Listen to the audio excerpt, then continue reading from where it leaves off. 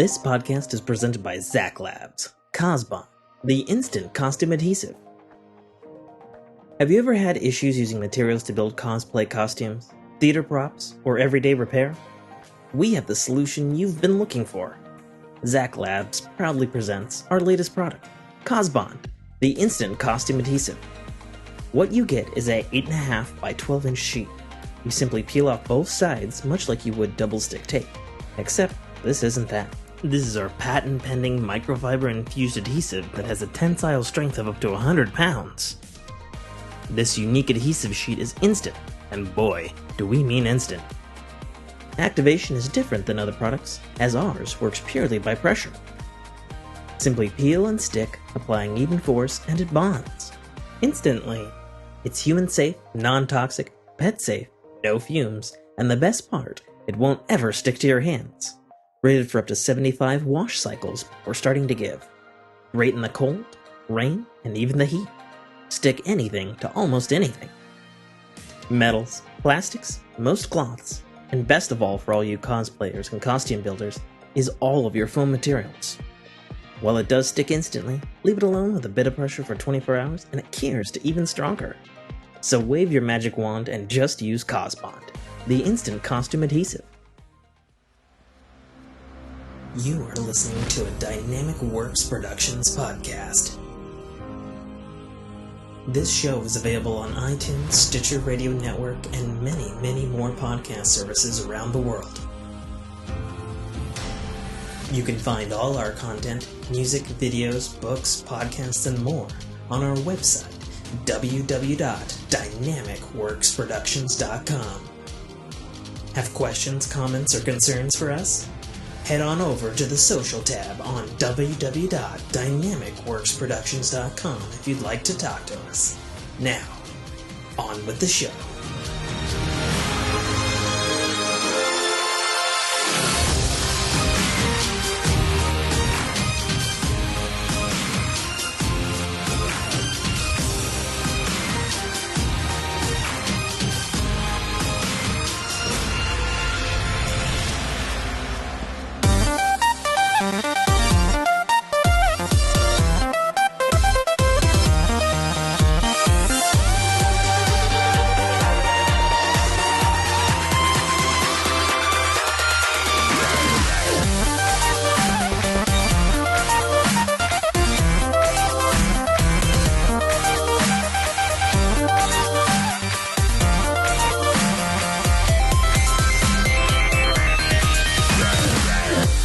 Welcome to another weekend with the Fork in Your Ear podcast. I'm your host, as always, author, podcaster, gamer, Tim K. Trotter. Joining me, as always, to my metaphysical right, because I feel like he'd be on my right, is the one, the only, the Buster of Knuckles, the Blister of Blisters, the 113 of those numbers, Mike List. You really need to work on that, Tim. It's really bad every single week, and I think it's our thing now. Like, I'm just going to say it, and it's just going to keep getting worse until I'm like Alzheimer's coming in. It's like, let's go to this guy on the right. That's him. Oh, I wanted to be like, I'm Mike List, and I have a lot of pre-workout in me. That's how I wanted to start this one. Yeah. Fair enough. I am drinking, Jesus, I don't even know how many ounces it is, but basically 4 cups, 2 black teas, 2 green teas. I have a Rockstar Blackout, which is the extra strength one. And then for kicks and giggles, I also have my horrible gut powder that's yak bile in it. So, we'll see what happens this show. We will see what happens this show. It's at least 64 ounces of liquid. Plus, I think a Rockstar is I think Rockstars are 16, or are they 32? Or it's a tall boy? No, only the normal Rockstars come in tall boys. So it's a 16. But it's it's basically fucking syrup, like when it comes out of the can. So it's like so you're probably about 86 ounces of liquid. Yeah, sure, that sounds about right. And actually, I kicked off the morning because I had an early morning. I kicked off the morning with a Rockstar Revolt, which is a different kind of Rockstar that has it's basically the citrus one, but it's got 240 caffeine in it. But I burnt through that because I had this little mini microwave sandwich thing and that's Mhm. all I had time for.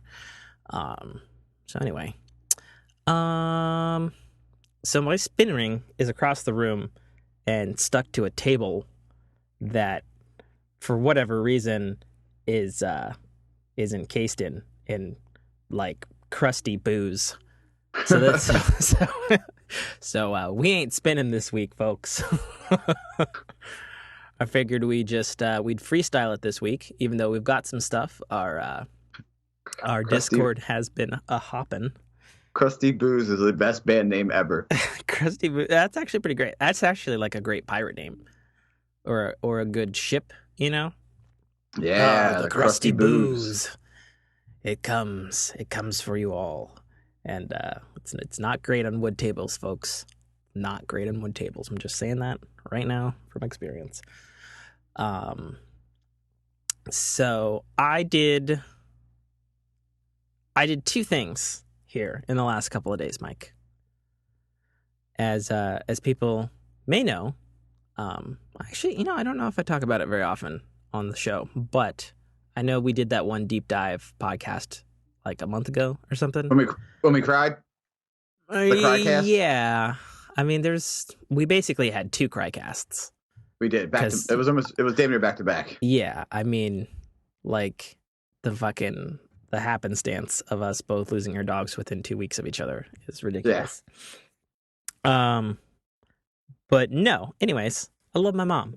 And as I've said, I think before on this show, she is the reason why I am a Marvel fanboy and read comics, actually, in general. When I was baby, read those Spider-Man comics to me. And so typically, I always take her to see the MCU movies. And my mom, at the beginning of the week, was like, hey, Mother's Day is soon. What are you doing for me? And I went, fuck, it's soon? I don't even know what day it is. And then I was like, well, what do I usually do? She's like, you usually take me to a movie. I'm like, okay. I was like, you didn't see Black Panther yet, did you? And she's like, I did not. And I was like, okay. Well, I'm going to go take you to see Black Panther, and then I'll take you to see Infinity War on like a nice screen, like an IMAX screen or something. And that can be your Mother's Day gift.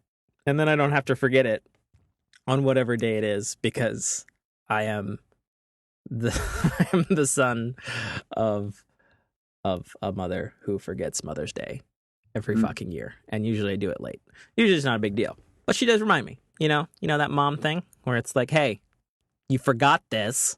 And I'm like, oh, shit, okay. I did, didn't I? God damn it. Yeah. So in the span of the last 3 days, I took my mom to see Black Panther for a second time, which I wasn't super excited about because I was kind of down on the first showing. And I gotta say, second time I saw it, I liked it a lot more. Gotta say. Which I wasn't expecting, because my expectations were fixed in stone for that film. Mm-hmm. And I was like, maybe the pacing isn't as bad as I thought. Still think it's retarded that a thing happens. I guess I don't want to do spoiler alert since it's still pretty fresh. Anyway, it's on video on demand the Tuesday from when this goes up. My spoiler alert rant was pretty epic. I'm not going to say spoiler alert for something that was out 15 fucking years ago. You can suck my balls. I'm not doing it. By the way, the Titanic hit a goddamn iceberg. Who was giving you shit for that on the Discord? Like, I feel like I missed the whole conversation on it. It's Burning Wing, but that's what Burning Wing does. He's one of the Revolution guys that came over to our the Fork Discord, and I mean he's arguably one of the biggest. I don't want to say fans, but he's a supporter of all podcasts. You know, if he likes it, he's a supporter. Mm-hmm. But like I mentioned something about season 3 of Game of Thrones. Oh, that's what it was. And he was like, "Come on, man! Some of us haven't seen Game of season 3." I was like, it came out 2013. It's 2018. It's 2018. You can't do spoiler for that. You can't do it. Suck my balls. No. Sorry, Burning Wing. We love you anyways. Yeah, but and then you were like, as much as I agree, but yeah, we should have been spoiler alert. And he was like, I would just give him Buster shit. And I was like, see, people just give me shit just to hear me rant. Mm-hmm. Mm-hmm. Well, that's And I because mean, you're a rant machine. I'm pretty good at You it. really Yeah. are. Like if you've got some wood in your fire, you will burn all night and through the day and through the Yuletide summer I'm, solstice. That's a bunch of different astrological things that coordinate to dates. I don't know what they are, but it's a long time. Summer solstice is the longest day of the year. So there you go. I was kind of on the mark, just like A this little show. bit, kind of, sort of, a little bit. It was pretty good. Yeah, So yeah, you so I, were. You were. so I took her to see Black Panther.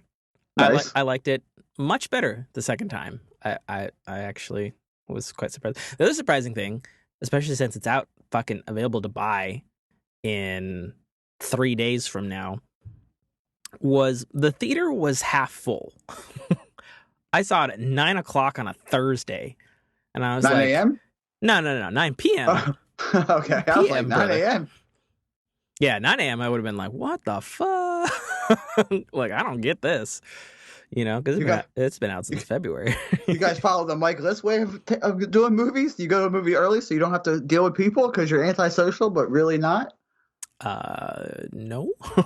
No, we just went at 9. Yeah, we were actually gonna go earlier in the day, but I got stuck at work, and then my mom got stuck shepherding my dad around because I guess he's got kidney stones or something. Oh, So, no. Yeah, that sucks. I'd rather get kicked than a dick. I had the and I think I've talked about this too, but I had was it gallstones? Oh, no. I had gallstones, and that was the most excruciating pain I have ever been in. Like, I'll take bone break over gallstones any day of the week, any day. I've had kidney stones, and that's enough. Have you had gallstones? No. Okay, I don't know which is worse. Praise Odin. I have not. But my general understanding, particularly for men, you know, because it's got a little longer way to go.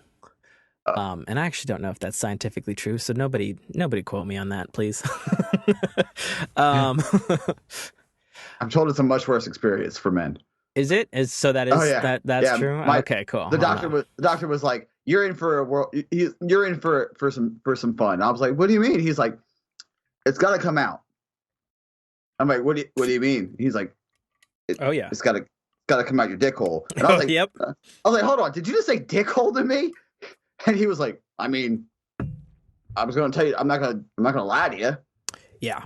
So they both gall and kidney stones got to come out your dick hole.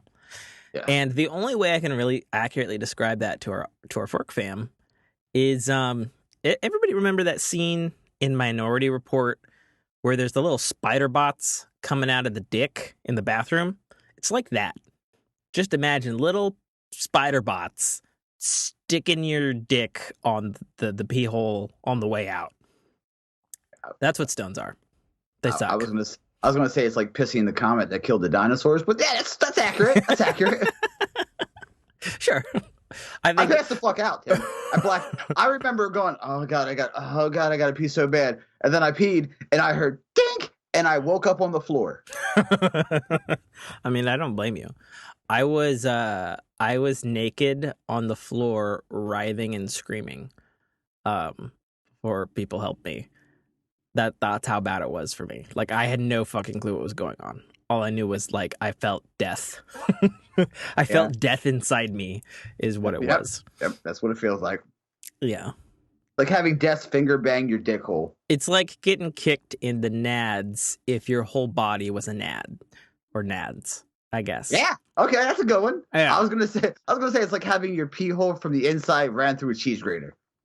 Yeah, sure, that too. Or you know, like I've heard people say it's like your whole body is on fire. I was like, well, it's like your whole body's on fire and it's burnt through 3 layers already. That's really like the level of burntness we're talking here. We're not talking like, oh, your first layer's on fire and your subdermal layer is still okay. No, we're talking like down to the fucking bone. That's what we're talking. You look like Voldemort from Harry Potter. Are you getting our references, kids? We're talking Wade Wilson before he got his powers while he's getting fucked up in the tube. That's what we're talking. Yeah. Anyways. Speaking of that, did you see that trailer with Celine Dion? I caught bits and pieces of it. See, I'm terrible because I didn't know that was Celine Dion until you just said it was Celine Dion. I'm terrible because I knew it was Celine Dion. Yay, we're both terrible. Awesome. I can't ever get that one back. I'm sorry. Oh man. And the only reason I know it was Celine Dion is because my Jess was like, "Hey, you know that's Celine Dion, right?" And I'm like, "No, it's even better now." Oh man, I feel like my Jess is probably gonna do that too because she knows that I don't know things. And I'm just like, I don't know, it's a lady, she's got a good voice. Okay. I actually like now okay, so did you stumble across the ad or did you know that it was an ad and you watched it on purpose on YouTube? I stumbled across it. Yeah, I thought it was just a dumb movie. And then it came on. I did too. I was watching something else on YouTube. I actually saw it last night. I was watching something else on YouTube, and then this ad came on. I was like, "Oh, what is this fucking opera house with no people and this chick and she's singing?" I was like, "What is this?" And then Deadpool was like, "Oh yeah," and I was like, "Okay, it's a Deadpool ad. Okay, I won't hit the skip after 30 seconds now." Where was I going with all the things? Yeah, I was shocked that at 9 p.m. on a Thursday, when the movie's out next week, there was a fucking half full theater watching Black Panther. And the other thing, by the way, every fucking person who's in there, I swear to God, was acting like they hadn't seen it before. And so I was just like, wow, these laughs are genuine fucking laughs. Like this is fresh, you know. And so I was like, it was interesting. It's interesting. The crowd was actually pretty nice, which was I was not expecting this late into a movie being out. And then we did the 8:30 showing of Infinity War, like a few hours ago, and took my mom to the IMAX, which I really liked seeing because A, it's the kind of movie you should see in IMAX. B, it's the first film in history to be filmed from start to finish in IMAX. So like I don't know, like if you have an IMAX or if you enjoy seeing IMAX movies, Mike. I'm personally a big fan of the go big or go home if you're going to go see a movie. But typically when you see an IMAX, usually only like the fight scenes are filmed in IMAX or, you know, the good parts are filmed in IMAX. So you get like this massive like letterboxing that occurs in between scenes, and it's kind of a little fucking annoying. At least it pisses me off at any rate. Yeah. So it was really nice to have like all the intimate stuff and the big stuff all in IMAX. No screen loss. It was just nice. And then also, you know, you can't beat that clarity. Like, you know, there's nothing. You know, there's nothing that's going to be that clear, like even when it's on 4K, because IMAX is way the fuck more resolution than 4K. Anyway, it was good. My crowd definitely was very sleepy. Like it wasn't like the first showing and everybody was like, oh, ha, ooh, ha, ha, ha. I mean, people laughed and whatnot. But it was good. Loved it the second time just as much as I loved it the first time. I know you hate it. It's okay. We still accept you. Not the only one, so it's okay. Yeah, I know. It's very divisive. It's a you're gonna love it or you're gonna hate it. I feel like there's not really an in between, or at least a vocal in between group for it. My mom actually really liked it, even though she was like, credits just rolled. So. Yeah, I mean, that's pretty much how it ends. The credits just come up. Like Finn, you know? Anyways, moving on from that. So a horrible thing happened to me. And, well, okay. So I won't say it happened to me. It was time for it to happen to me. Let me preface this, Mike. Okay. So I may have said on Fork in Your Ear that my girlfriend hates Kung Fu Panda, right? Believe you mentioned that, yes. Yes, which I feel is an injustice against society, but that's me. So I want to say it was Christmas time or something, and we had just done a thing, and I don't remember what it is. Sorry, Jessica, I don't remember what we were doing. And I don't know, it was like shitty or something like that. I just remember like there's this shitty thing going on because we were trying to do a thing, but we couldn't.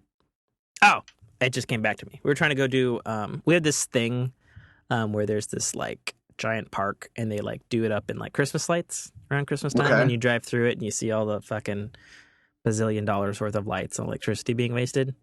But females love it.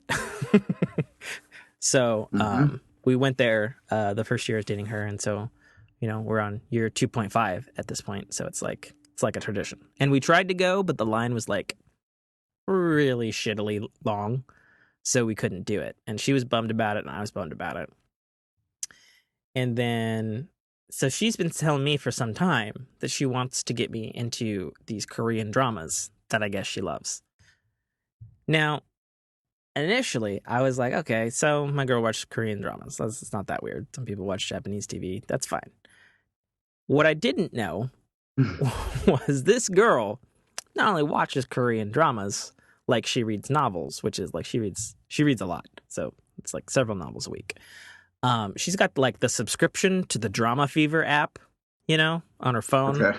Like she pays money monthly to watch this fucking Korean shit. And I'm not racist. I'm just saying. I'm just saying. So anyway, we had a bargain, which was I was telling her I'd never fucking watch these Korean dramas because it sounded dumb to me. And she was saying, I'm never going to watch these Kung Fu Panda. And we were coming back from the lights, and she was like, I will watch Kung Fu Panda if you watch an entire season of one Korean drama. That's not a fair trade. And then I said, if it's the whole Kung Fu Panda trilogy, you have a deal. And the series? I don't consider the series good. I think it's all right. It's not as good as the How to Train Your Dragon series, which is legitimate canon. Like I think the Kung Fu Panda TV series skews a little young for my taste. Mm-hmm. I mean, I'm assuming you're saying that because you've watched some of it or all of it. Watched a large majority of it. Yeah. Does it get less kiddie? I mean, it's meant for kids, so yeah. There are the subtle for adults like wink and a nod type deal. Yeah, but it doesn't ever get. Did you watch the How to Train Your Dragon TV series? Yes, I did. That's still going. Yep. Yeah. See, now that's the right thing right there. Now they're super dragons. Yeah, I think I'm a season behind. So, well, all right then. Not surprising considering it's all about fucking dragons. Of course, there'd be super dragons. Why not? But anyway, so that was the deal. And so over Christmas we watched the whole Kung Fu Panda trilogy, which. She says she still hates them, but she changed her mind from like hating them like she's gonna murder a fool to I've seen them now, I accept there are parts that are good, and I hate them a little less, which I consider a victory. So anyway, a moral victory, yeah. I fucked up recently, and she was like, "It's Korean drama time," and I was like, "Okay." So last Sunday, we watched Boys Over Flowers, which is a real title that I'm not making up. And the best way I can describe it is... Mike and a noose? Would that be a way out? Because that sounds terrible. Well, okay, so the first 2 minutes of the show was a dude jumping off his school committing suicide because he was bullied, right? And I'm like, okay, is this a drama? But it's not, because it immediately went to comedy right after that. And there's this chick who works at a dry cleaner who hates this company that's this super company, and there's this rich bitch school, but she saves some dude's life, and then she has to go there because her family forces her to go there. And there's this bullying squad that is making people die, but it's also for some reason funny to them because Korea, I don't know, man. So it's I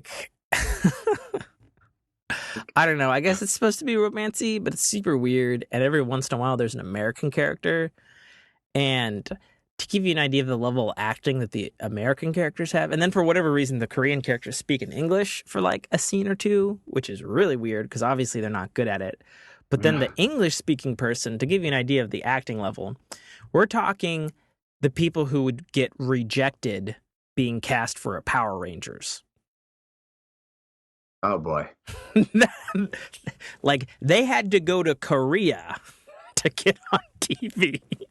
Like that's the kind of people. And it's all shot like fucking YouTube films. And it's got that really high frame rate, so it makes it look even shittier. And there's the same 6 fucking music tracks for every fucking thing in the fucking show. And I'm gonna fucking gouge my eyes out if I have to hear that fucking action music one more time. And the music is all over the place. It's like, oh, there's like an orchestral thing, and it's kind of cute and romancy. Oh, the bossy people in the school are here. Now we've got the hard metal rock for some reason, but it's the same fucking guitar riff over and over again.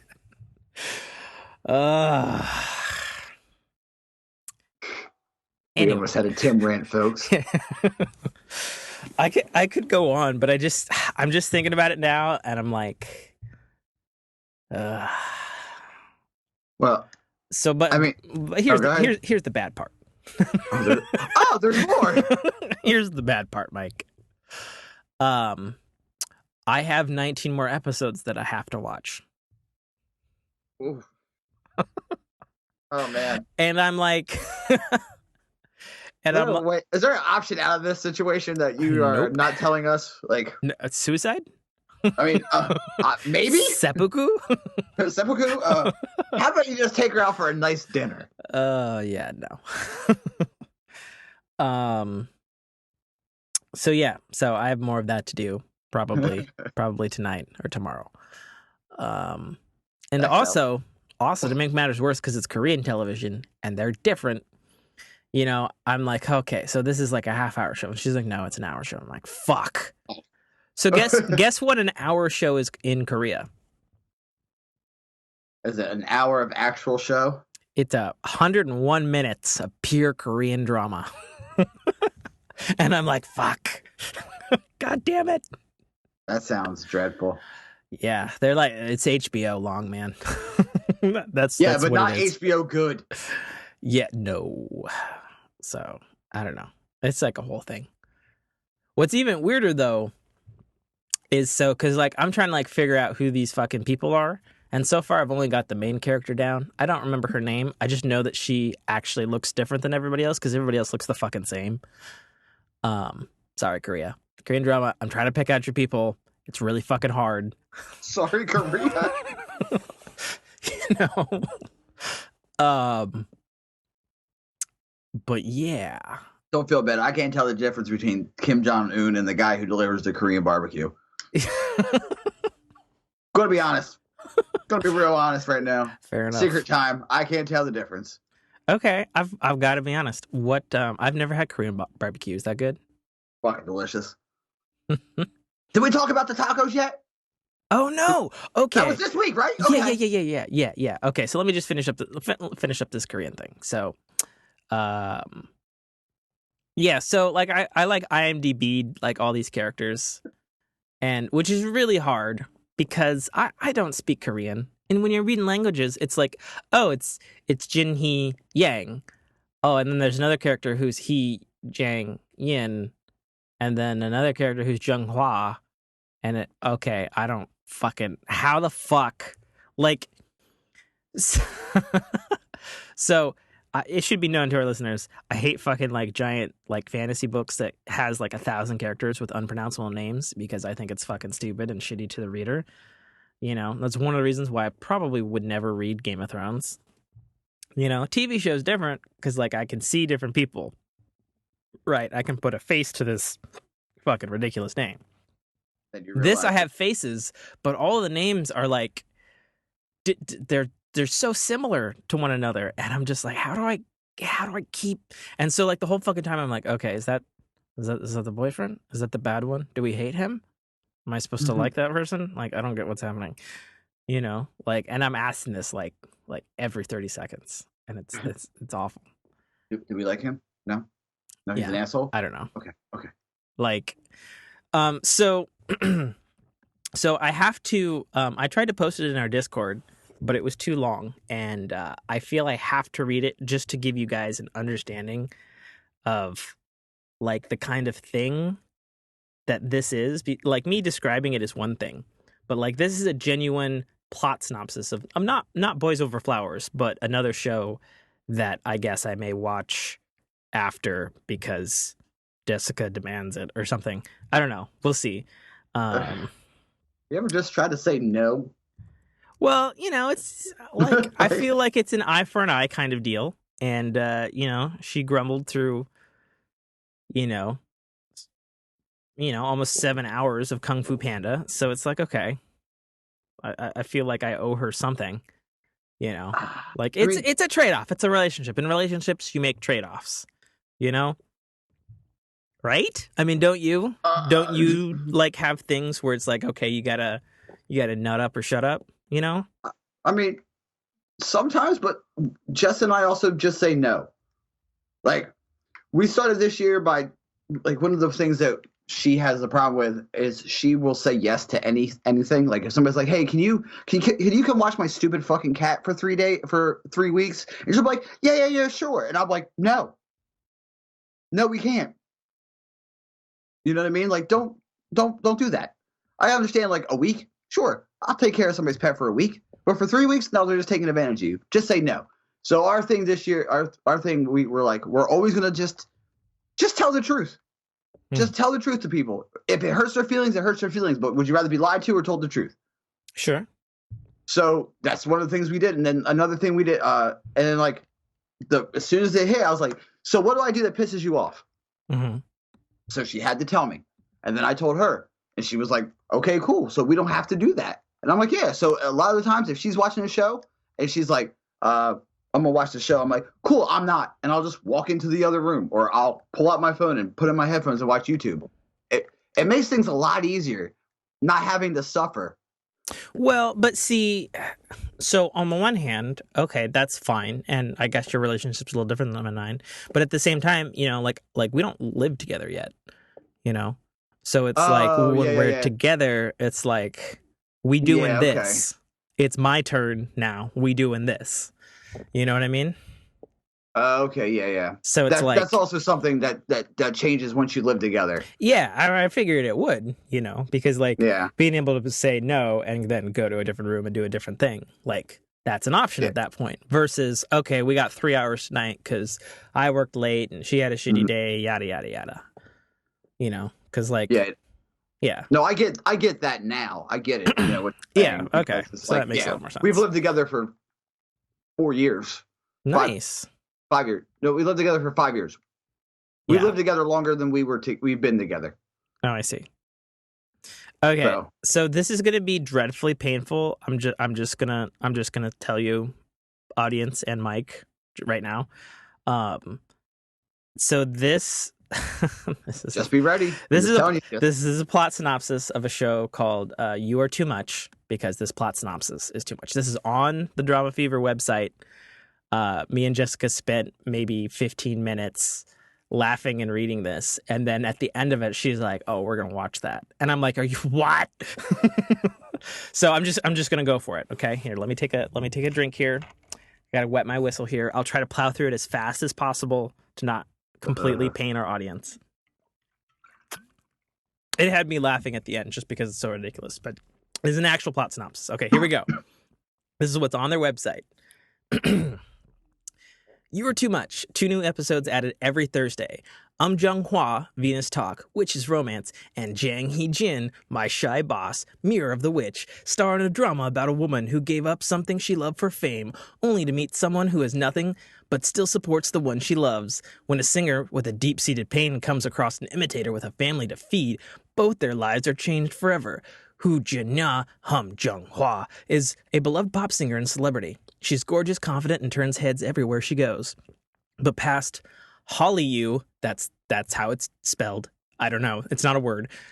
Past all her Holly good looks and superstar smiles, a deep-seated regret. 20 years ago, Yu Jin-na was not a star. She was a young woman desperate for success. In her desperation, Yu Jin-na left her son, abandoning him to focus on getting fame. When her child needed her, she failed him. She found success but lost the one that mattered.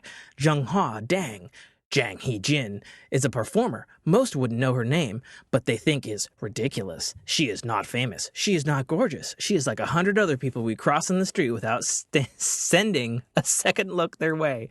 But it's not her name her fans care about. It's the fact that she is a good Yu Ji-na impersonator. She is also the main breadwinner for her family ever since her dad lost her job.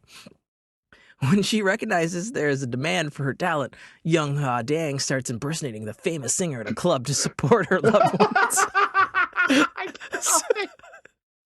So when the original Yu Jin-na meets the copycat, Jung Ha Dang, the two could not be more apart. Can they learn what fate is trying to teach them by bringing them together, or will the singer and the faker just become way too much for one another? There is also Lee Kyung-soo. Go fuck yourself. Kang Tae-oh from Miss Korea, a blind piano player who lost his parents and his sight in an accident, but has grown up to be quite the charmer. Plus, there's also Park Hoon-jun, played by Jung Ji-woon from Oh My Venus, a perfect Shaebol, I don't know what the fuck that is, who harbors a deep hatred for his father for the pain he caused his deceased mother. Also, there's Jo Sung-taek, played by Jan Hee from Vampire Detective. Jung Hae-dang's longtime boyfriend and manager, also titled You're Too Much. You're Too Much is directed by Baek Ho-min from Flames of Desire and written by Hae Chung-ok.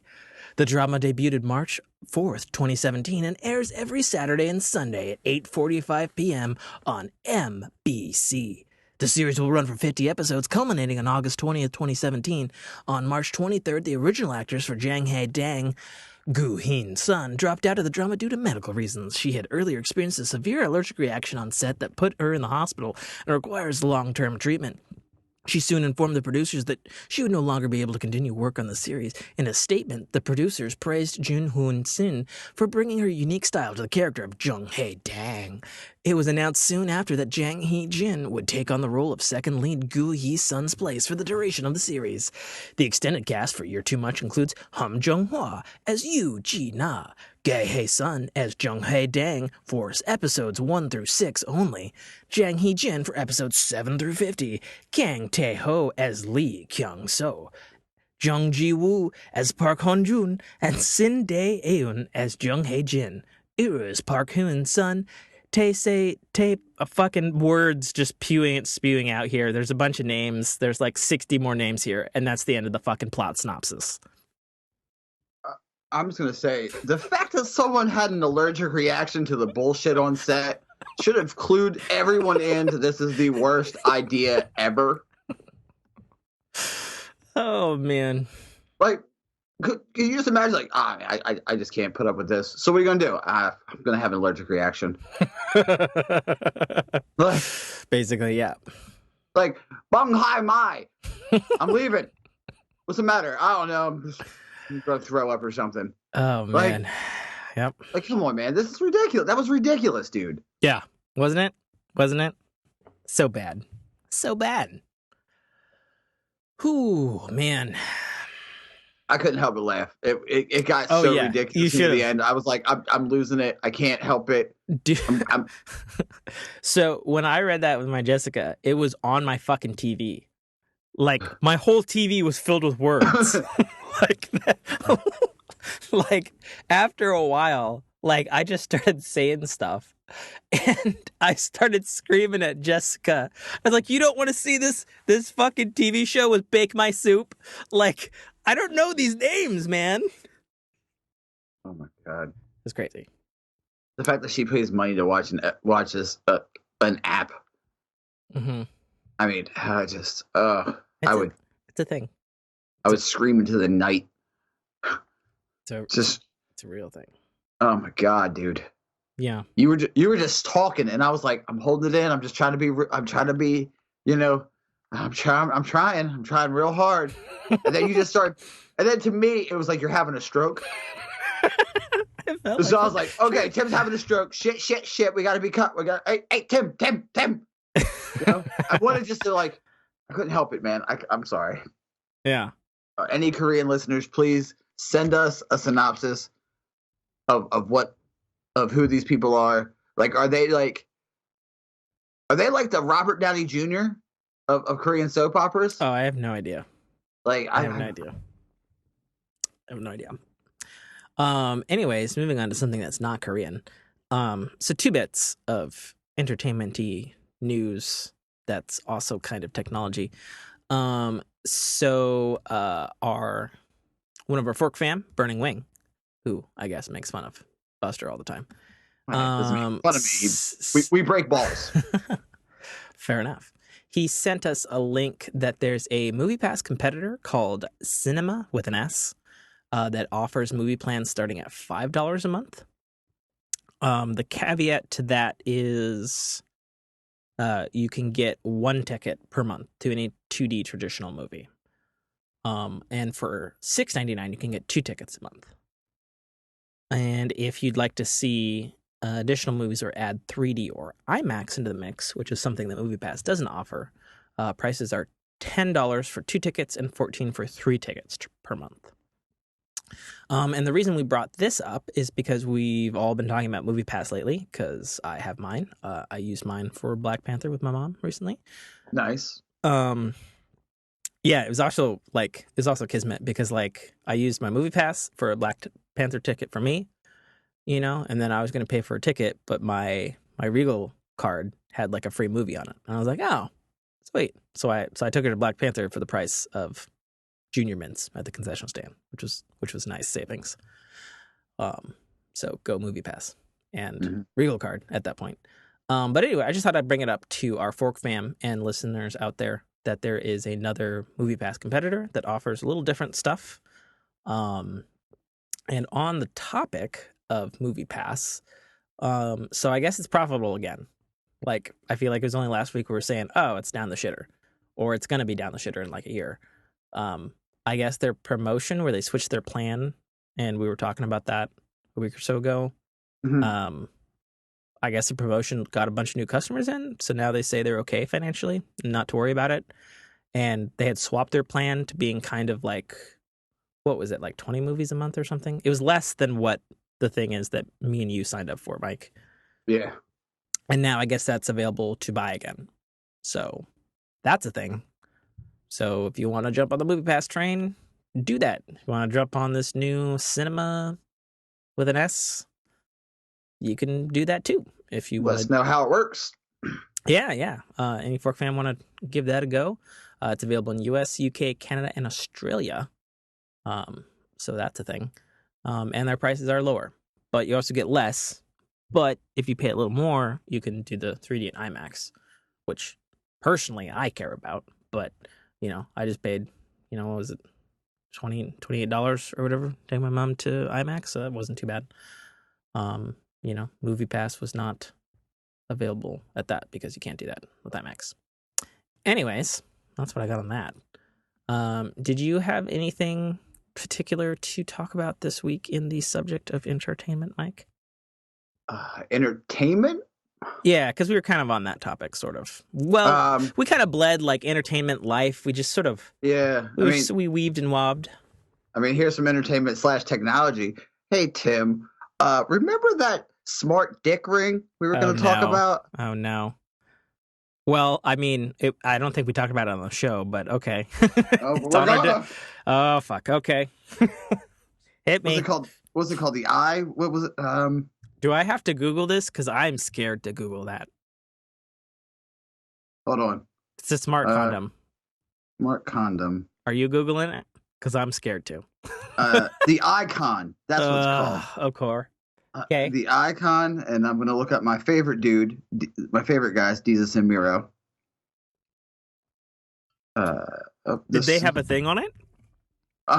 Yeah, I think so. Somewhere. Jesus. Yeah. And if that's kind of entertainment. Those guys are my new obsession.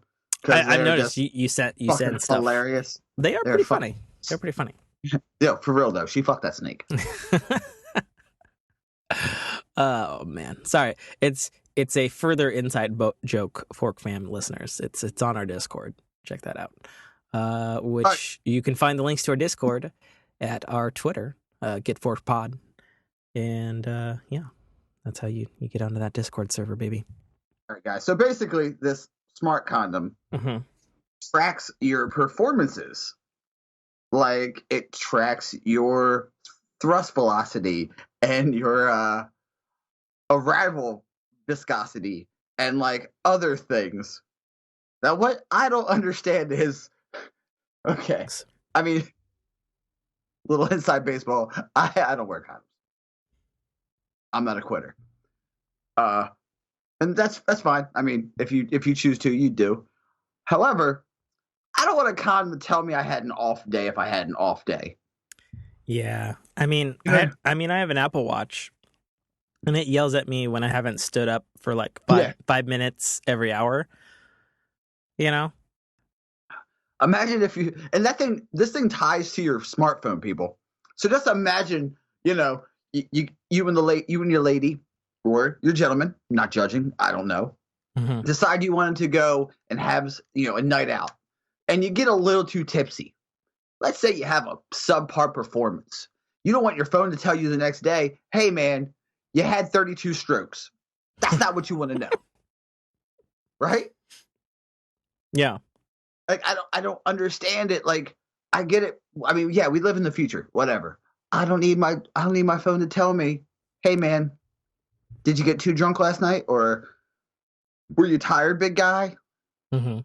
You know what I'm saying? Like I don't need that in my life. Just personal preference.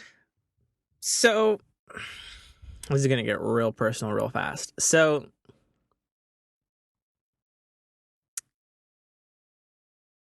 and she's probably gonna hate me for talking about it, but I'm gonna talk about it. So I've been having problems in the bedroom lately, and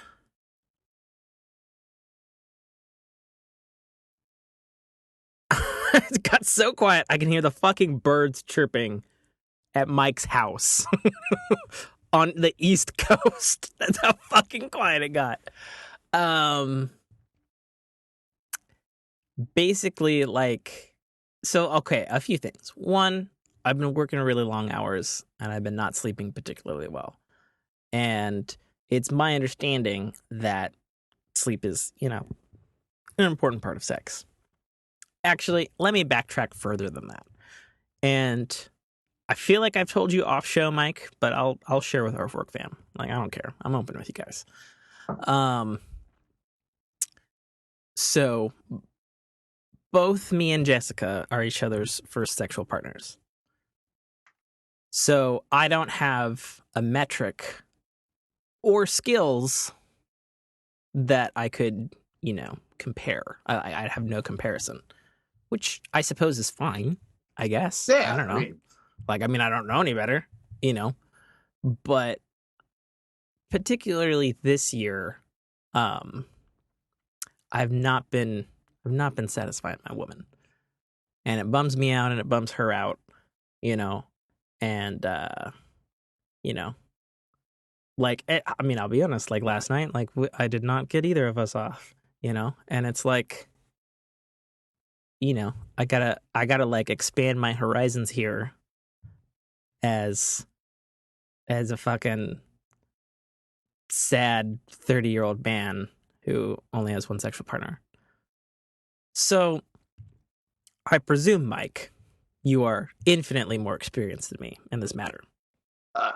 Yeah, I wouldn't say infinite. That makes me sound kind of like a whore, but yeah, well, I mean, it's like I've been around the block a few times, if that's what you're asking. Yeah, it's like sure, like I have my buddy, I have my coworker, and we were actually talking the other day, and he's not like able to give any good advice because he's kind of a quiet fellow. But we were talking, and he counted it up, and he said that he's had 96 sexual partners, which is an insane amount, except for the fact that he's a true-to-life, honest-to-God sailor and has had many honeys in every port.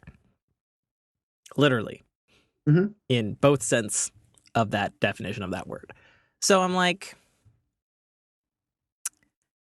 you know, for me, I don't know where I'm going with all this. I feel kind of weirded out now. Please take me somewhere, Mike. I say all the time, my first sexual experience, like I lost my virginity. It might have been considered sexual assault. Like now that, like, you know, in this climate, let's put it that way. This cultural climate. Back in the old times. Yeah, back in the old times when you had my best friend was 3 years older than 3 years older than me. Yeah. So like, and he was my I say next door neighbor, but he was my across the street neighbor. Mm-hmm. And he had a girlfriend. Yeah. And she had a friend come with her because it was kind of a drive. So he was like, "Hey man, I'm gonna need you to talk to this girl and keep her company." And I was like, "Yeah, cool, man. Whatever you say, buddy." I'm Jesus Christ. What is that? Gee, that's the young me before I popped that first nut. Gee Willikers type of thing. And he was like, "Cool, just to let you know." Wait, how old is this younger Jimmy G. Willikers fucking Mike twat? 14. Okay. Just 14 or 15, one of the two. Wait, so you're telling me you had sex at 14? 14 or 15. It was right before high school. Jesus. So, yeah. I mean, the first finger bang I was in 7th grade, 6th grade, 7th grade. Whatever. Okay. Yeah. Keep the train moving. Don't kink shame me, Tim. We were hanging out, everything, and obviously when people are banging, you know, going to Bangtown, you can hear it. Sure. And she was like, "Oh man," and she was talking. She was just, we were just having a conversation. She was like, "How old are you?" And I told her, and she was like, "Have you ever seen a naked girl?" And I'm like, "Well, I mean, I found a bag full of porno in the woods once." And she was like, "So you've never seen, you know, a real naked body, or like a naked woman?" I'm like, "No, I haven't." And she was like, "Do you want to?" And I'm like, Yes, I very much do. Instantly, like the pervert me just kicked right in. Yes, I do, very much so. Thank you for asking. So she was like, "All right," and so, you know, she started just showing me boobs and all that, and I was like, "Can I see your butt? Can you bend over and let me see your butt?" Which is the start of a long fascination I have with asses. Okay, so she goes, "Okay," That's and obviously. Okay, when you're a 14-year-old boy, and your body is more testosterone than anything else, mm-hmm. you know, you're going to get an erection. And I was, you know, we've all talked that. I'm hammering. And she was like, "Holy shit." And I'm like, "What?" She's like, "Let me see your dick." Just like that. So I'm like, "Okay, cool." Boom. My dick comes out and she goes, and then she was like, have you ever had, you know, we just started listing off the things, and I'm like, "No." Next thing I know, boom, bang, chapow, it's in her mouth. Mm-hmm. I'm losing my goddamn mind. Mm-hmm. I'm on tiptoes. My toes are curling. Fellas, we all know what that's like. And I'm just counting sheep. I'm just trying not to lose my mind. Okay. And then she's like, "All right, cool. Well, do you want to see what it feels like?" I say, "Sure." Next thing I know, I'm sitting down. She's on top. I look over. My homeboy's looking at me from like the hallway with his thumbs up, big smiles. And I'm like, "Oh." Wait. Hallway? Where the fuck is this taking place? At my buddy's house. Oh. Okay. Yeah. So I probably got sexually assaulted for my first time because it kind of just all happened real fast at once. I mean, is it assault if you're willing, though? I mean, I don't think so. Okay. So, but then again, I've never not been willing. Like I mean, she didn't like fucking like beat you, right? I mean, there was some ass grabbing. I'm a freak, Tim. Okay, but I mean, like, she wasn't like punching you in the face. Yeah, no, you know what I mean? No. Okay. I have had that. I have had that happen. Okay. You know, each their own. She liked it. I'm cool with it. Fair enough. But yeah, I mean, that's one of the fun experiences. But like, I mean, I don't know how to tread lightly into this subject. Like, if you're tired, yeah, it will mess your dick up. Sure. You know what I mean? Like, yeah, it's the same thing as when you drink too much. Okay, question mark. Here's something. Okay. Here's what you do, Tim. Okay. Do you have like a local convenience store, not like a 7-Eleven or like an AM PM, like a shady one? Like a I mean, my 7-Eleven right here is the shady 7-Eleven. Like, what the fuck? Okay. Do they have hard dick pills? They have what? Like Rhino 7s or Rhino 13s or Swags or Black Stars or One-Eyed One Horrifying Purple People Eaters. Stuff like that. Like the over-the-counter sexual enhancements. I know none of the things that you're talking about. Okay, good sir. Tim, do me a favor. Fork fam, I'm about to let you know on some shit right now. Okay. Go on Google. Okay. And look up the term "sex with a grudge." SWAG. It's a sexual performance. Grudge. Swag. Swag pills. Reviews 2018. Does it really work? Okay. The fuck is this? That's sexy mic time. Sexy mic time? Oh dear God. I was not asking for sexy mic time. I was asking for advice, good sir. Oh, I'm about to give you advice right now, Tim. Oh, Jesus Christ. What is happening on this show? Okay. So what you do, don't read the reviews, number one. Take it for first-hand experience. I've taken one. Okay. It is literally, it's the equivalent of taking, it makes your dick the Incredible Hulk. Okay. Okay. It's like, it's like giving your dick the Incredible Hulk bills. It's like gamma radiation your dick. It is the most incredible, like, number one. I mean, I've done them. You know, I do them sometimes just for fun, just to keep Jess on her toes. Mm-hmm. And for the record, for Shady, it says on their site that they're available at like Walmart and GNC and shit. Well, I've never seen them at Walmart or GNC. So if they are available at GNC and at Walmart, motherfucker, let a motherfucker know, because I go to a spot where my man goes, "What's up, brother?" Like a Jamaican sells them to me, okay? And okay, yeah, I don't do them all the time, but every now and then, sometimes you gotta sometimes you gotta let your woman know, like, it's game time. You gotta bring it's game time, right? Yeah, now, it's like a little red box with stick figures. Yeah. And the first one of which has fire coming out of an ass, and then the other has fire coming out of a vagina. Okay. Because one's bent over like it got broken in half. Yep. Jesus fuck, that's what's on the package. It literally says 1 to hurt it, 2 to kill it. Yeah. Okay. Yeah. 1 to hurt it, 2 to kill it. Come on now. We all know this. Okay. It is some of the most crazy shit ever. Like, like I arrived to the party and my ears were ringing. Okay.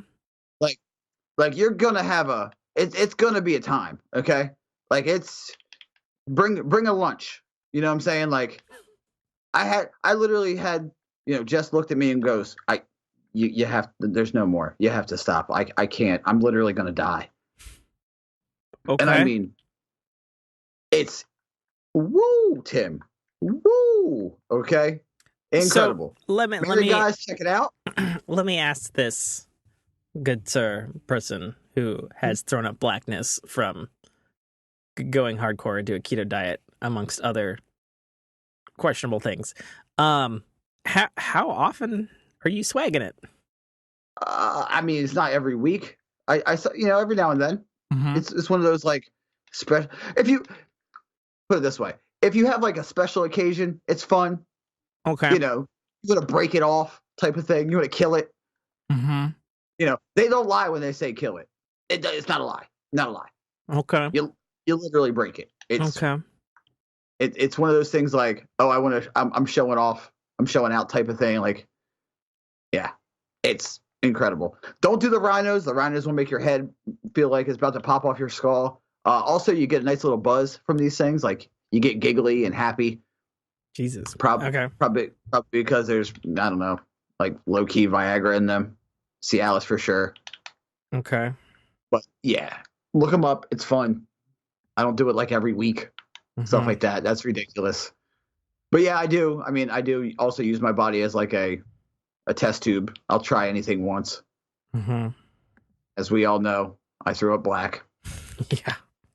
So yeah, I mean, you might want to try with one and not do like I did two. First time I tried it, I was like, I'm just gonna pop two, see what happens. Holy shit. Okay, so obviously enhancements is one route to take, but I'm of the opinion that I am very very much still on level 1 on the sex game RPG chart of life. So I'm like, like, is there, before taking the extreme step of swagging it, like, is there other professional tips? Workout. The proverbial master. Workout. Okay. Well, that's obviously something that has fallen off the charts for me in the last year and a half. So maybe that's part of it. Because working out releases endorphins and it releases testosterone into your body, and when you feel like you look good, you have that air about you. Sure.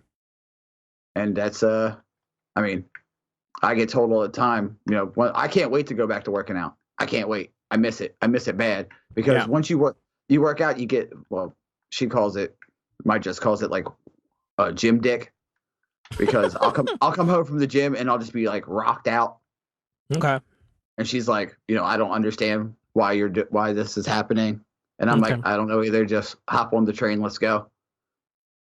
So for you, and obviously everybody's different, but at the same time, there's also chemical things going on in your body. So for you, like after an exercise spree, it's go time. Well, I mean, I have the libido of a 16-year-old. It's always go time. But yes, over, like, even if, after a workout, if cardio, like an insanity workout, all that, ready to go. It's go time. All right, so let me ask you this other question. Okay. Getting real personal here. All right. I mean, not super deep. Like, I mean, I could go way deeper. I could. Dude, but I'm an open book. You know that. I guess I was saying real personal, like personal for me. So, in the act of sex, is it your opinion or viewpoint that, like, like the man needs to be the conductor of the train, as it were? Like should he be the start and stop of the experience, and should run like the whole thing with no, I guess, input from his passengers? I went all analogy. No. You need to have the passengers give their input on the driving. Like, okay, that's number one. Because let me just be honest. Okay, I'm going to do this without getting too vulgar. It's easier for you to make and eat a sandwich than it would be for her to make and eat a sandwich. Okay. You understand what I'm saying? Like, possibly. Like, for you to make a sandwich, it's like, okay, cool, bread, a little bit of mustard, some cheese, some meat. I'm going to eat it. Mm-hmm.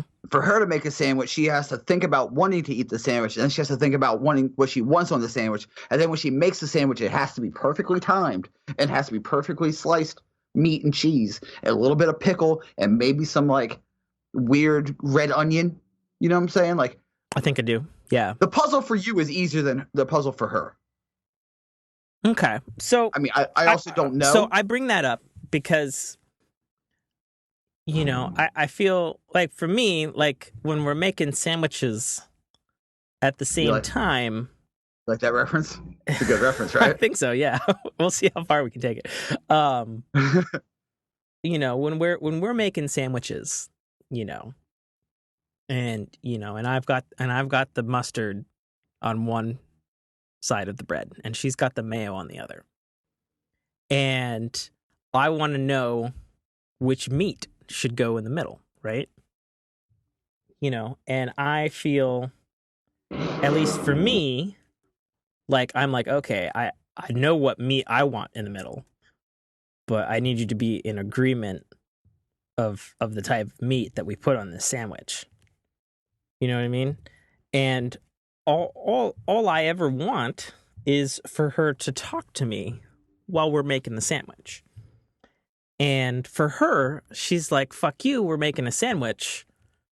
I don't want to talk while we're making the sandwich. And I'm like, well, I need that talking, like while we're making the sandwich, and I don't want it to be talking about like your day at work or whatever. I want to be talking about the sexy things that, this sandwich is going to be.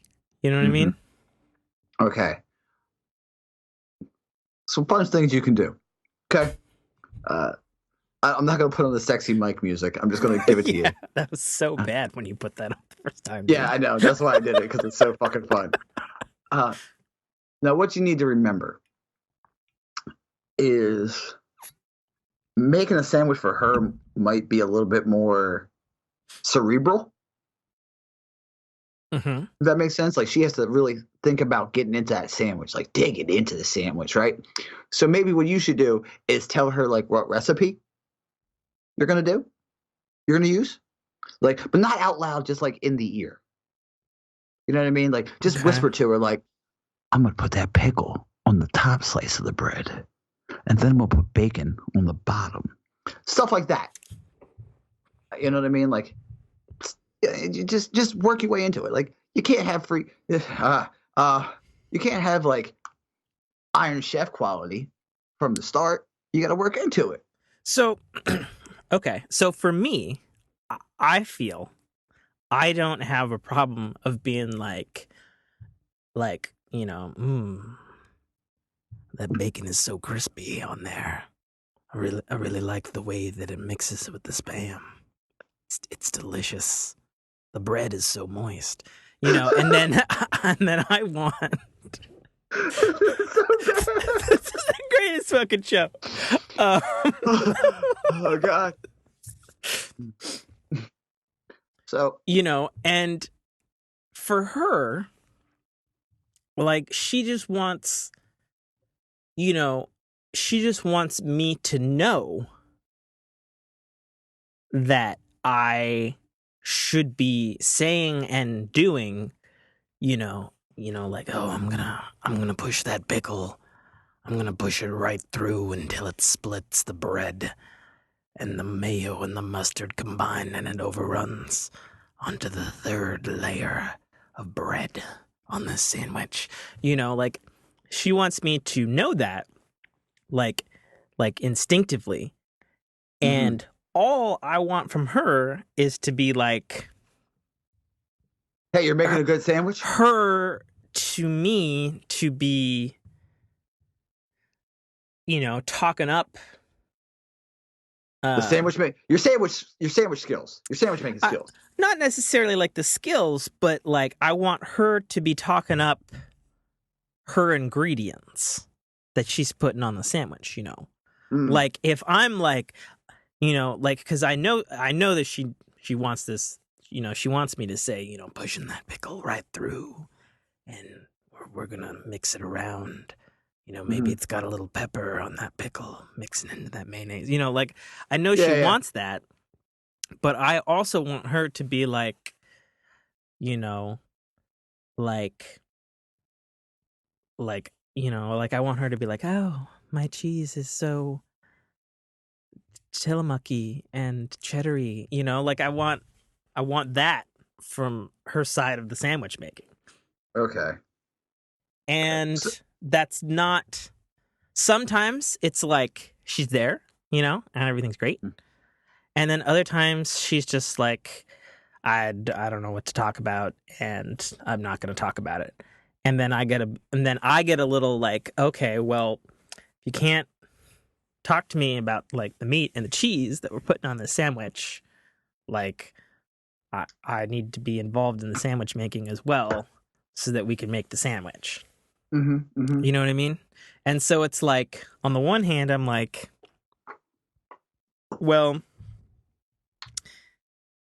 this happens often, and then nobody gets to make a sandwich, and then I feel bad because I'm asking her to talk about her ingredients that she's not always willing to talk about.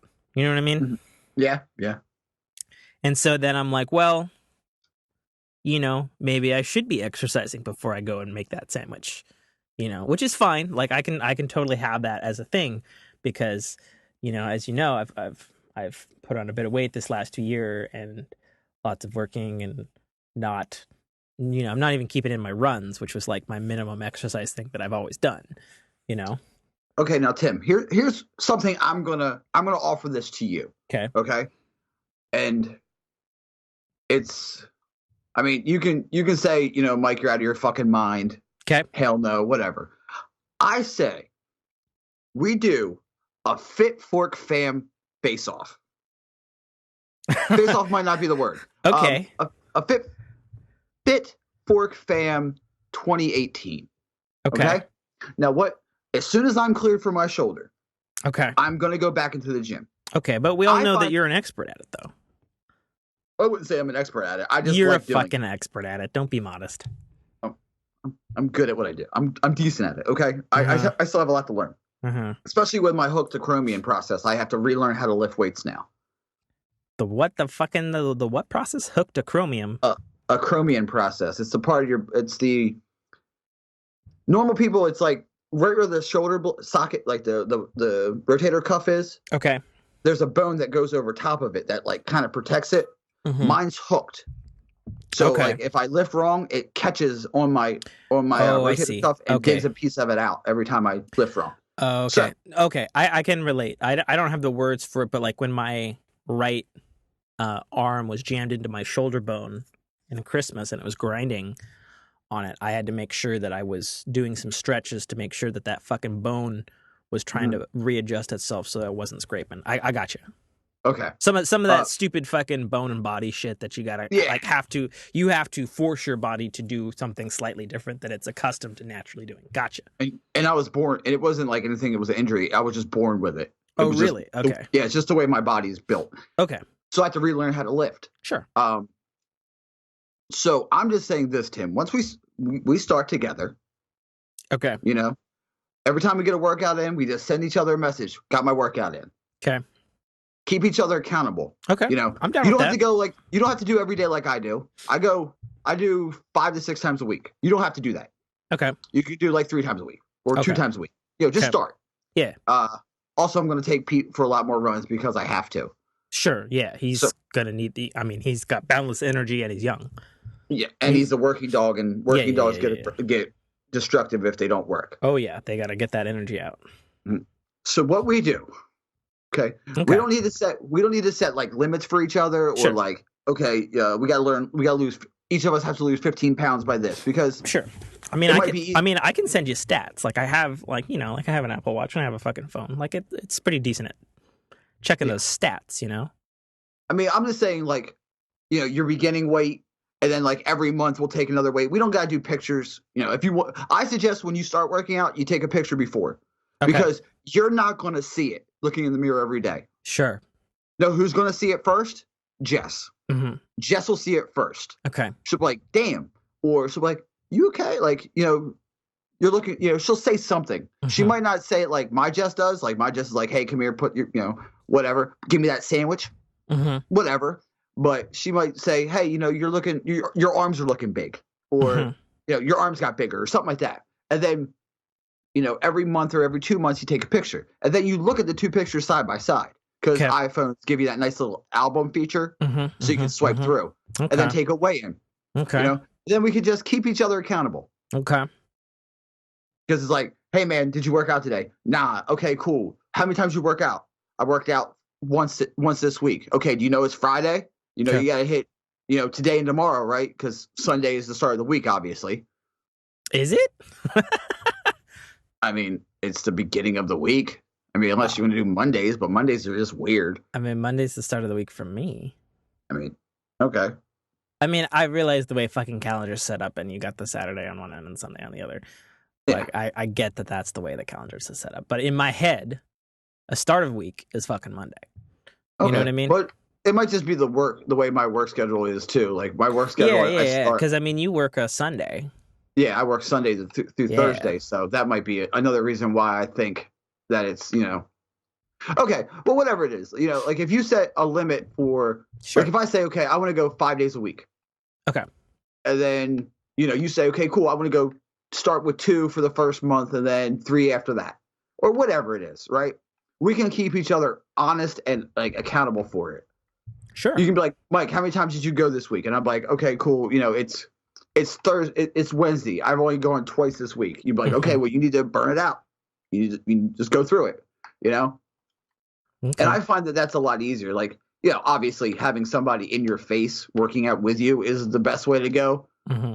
But having somebody that you just know, like, okay, cool. I said to, like for me, I said to Tim, I was going to work out 5 times this week and I've only done 3. I got to do it. And it helps. Fair also, enough. Fork fam, if you want to get in on this, we have a Discord. If you're in the Discord, hit us up. I'll make a channel, Fork Fam 2018, and we can all do this together because I think having people that you can talk to about it helps. Yeah. You know what I mean? Like, oh God, that workout sucked today. Mm-hmm. And I'm not saying like let's do Insanity or let's do P90X. You can do whatever you want. A workout's a workout to me. It's all created equal. Fair enough. So that's something. And then maybe you could be like, you know what, Mike, you were right. Okay. A workout does help because working out helps. I mean, it might be different for everybody, but it helps me. Okay. Fair enough. And I am also a very weird person. So yeah, we're both super weird. Whatever. Yeah. The fucking name of the show is the Fork in Your Ear podcast. If that's not some weird, like, next level meta shit, I don't know what is. Right? I wanted to say the No Bros, but that's whatever. The No Bros? Yeah, like KNOW. One thing I can do is name podcast, man. Wow. Fair enough. Okay, that was a hell of a thing. All right. So yesterday, a thing happened that bothered me greatly, and it's in the life topic here, and I'm just going to talk about it, both my experience with it, and then also there was a post from Burning Wing on our Discord. Again, Burning Wing hitting it up this week, who had some very interesting things to say about it, as well as our guy Braden, who's been on the show several times, had some interesting things to talk about it. So, those who don't know, I was raised in the Boy Scouts of America, and I am a gold card carrying Eagle Scout, like all the way, certified, all that stuff. Or of the Arrow, first rank, all that jazz. Which is to be commended. Sure, because it's like a hard thing to do, and only 1% of boys who do Boy Scouts ever actually achieve Eagle Scouts, or the Eagle Scout rank, I should say. So, a long time ago, I'm going to preface this with some stuff because I feel like I talked about this on Fork in Your Ear last year around this time as well. Or at least earlier whenever we started the Fork in Your Ear or whatever. So from the get-go, in my experience in the early 90s and early 2000s when I was in Boy Scouts, it was boys only, right? And my particular troop, we definitely had, and unfortunately had, and I'm not trying to say one thing or another, I'm just saying it was an issue in the particular time period that I was in Boy Scouts. We had some problems with homosexuals in Boy Scouts, and they were causing ruckus and sticking their dicks where they shouldn't don't be belong. when you're fucking under 18. And it was a problem. And I'd say probably there's, over the course of me being in Boy Scouts, there's probably about 8 people that I was aware of that got kicked out because of it. And oh gosh, I don't know, what was it, 5 years ago, something like that. It was ruled in I think it's like a Florida court thing or something like that. Some court somewhere, I think, was a whole thing. And then Obama had something to say about it. And then I was like, okay, well, Obama said something, so I guess now it's not a thing. So at some point, there was a ruling that homosexuals could not be part of Boy Scouts. And then in the last, 5 or 8 years, I don't remember which it is. It was mandated that, if you were gay, you could be allowed in Boy Scouts. Mm-hmm. You just had to let people know about it. So from my own personal perspective in history and talking about all my Eagle Scouts friends and stuff, because I actually have many of the people in my troop and my patrol, we made the rank of Eagle Scout. And that didn't sit well with us because we felt, particularly in the era that I grew up in, homosexuals were kind of fucking up the general good troop atmosphere jibe by having like this additive sexual thing that was happening that was not necessarily okay with everybody. Yeah. And then, Boy Scouts has changed since that time. And I know when they made the ruling to allow homosexuals in, that basically split Boy Scouts in half. And like, there was like a mass exodus from Boy Scouts, which, I am a Boy Scout. I'm not in Boy Scouts anymore. That's, that exodus is totally, the troops' deal, each individual troops and district and all that stuff. That's their deal. And there's a bunch of splinter organizations formed and stuff that was just like, we're going to keep doing Boy Scouts, but we're going to keep this one thing the same. Bunch of things that happened that way. And from my viewpoint, it was like, well, it was a problem for me back then. I know times are changing. And it's sad that Boy Scouts is split in half. So, coming up to present here, 2018, May the 4th be with you, actually. It was ruled that not only will females be allowed to join Boy Scouts, but they're also encouraged. Furthermore, it will no longer be called Boy Scouts of America.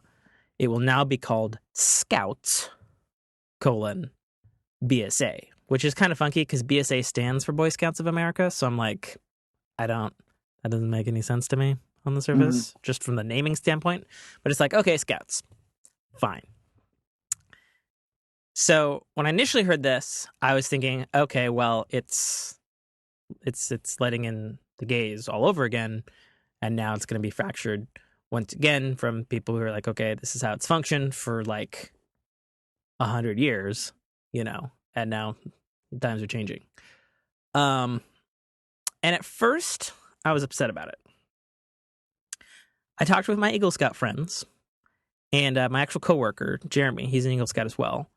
And he brought up the point that girls were never actually banned from becoming a Boy Scout. And then I was like, really? What are you talking about? And he's like, yeah, I worked with a bunch of girls when I worked at a couple of the camps for a summer. There were girls that ran the training post, and they had ranks and stuff and everything. And I was like, really? I don't remember any of that back in the day. He's like, oh, yeah.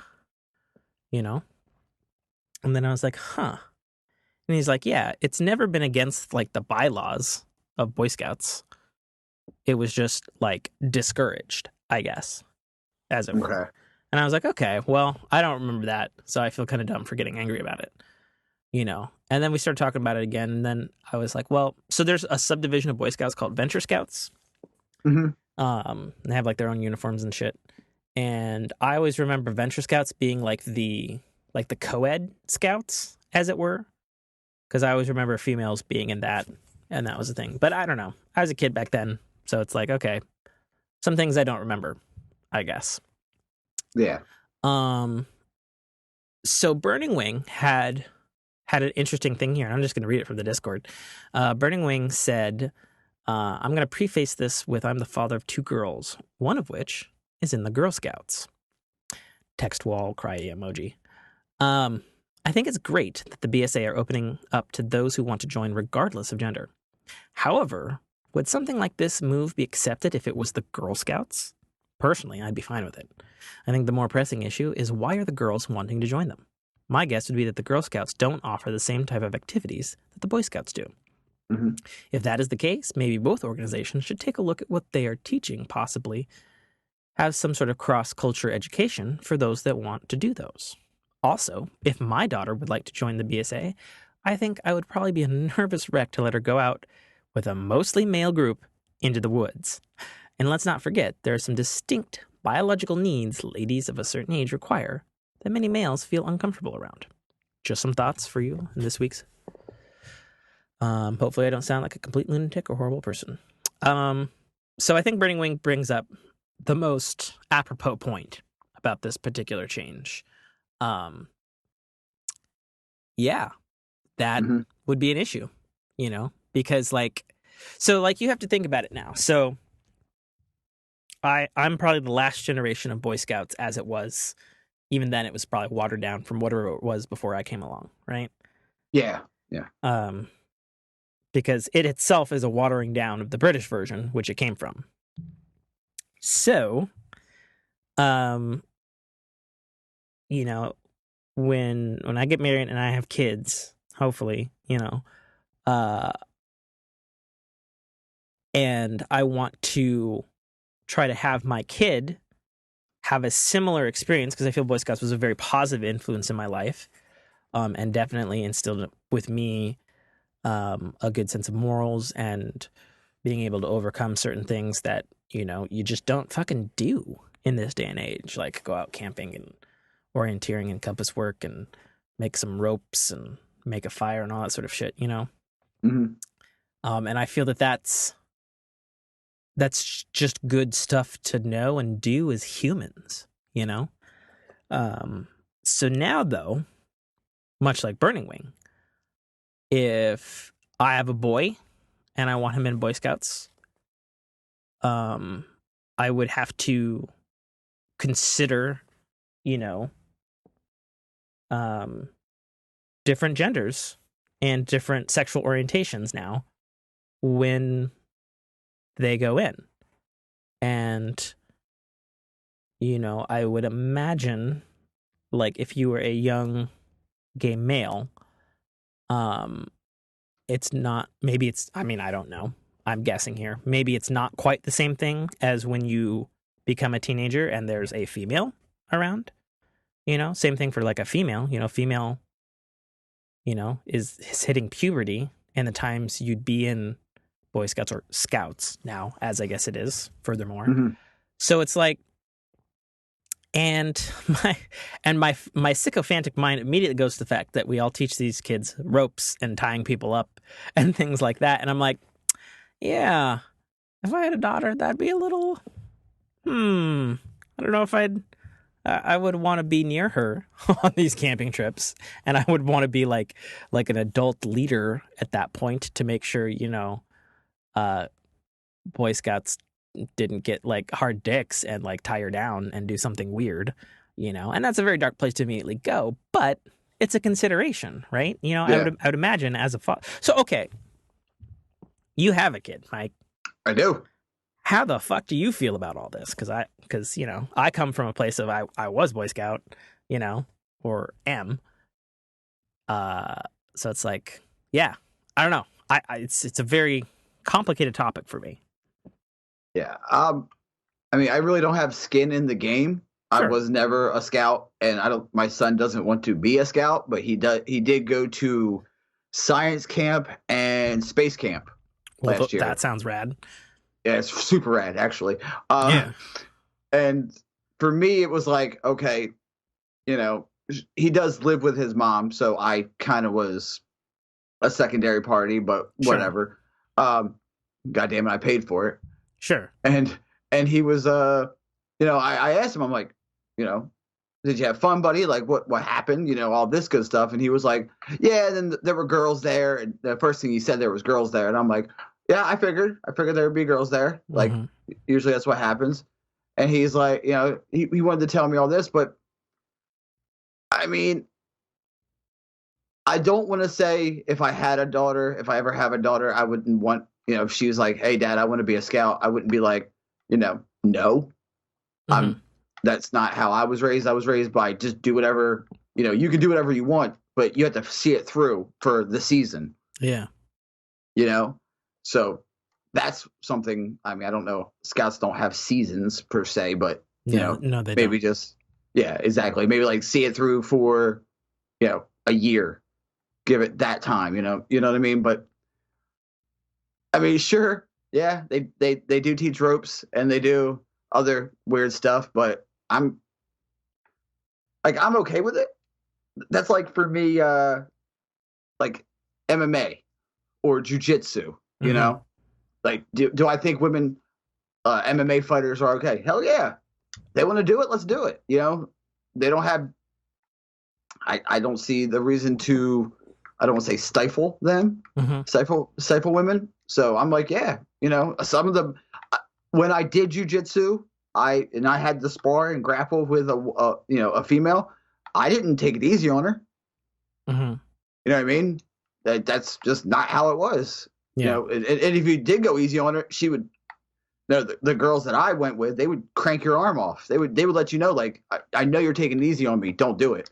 And I'm all for openness, I guess would be the best way to put it. Like, if you want to do this, like, I mean, I had time in the military. Do I think women should be in combat? If they want to be in combat, hell yeah. Some of the best shots I've ever seen were women, Mm. like far and away.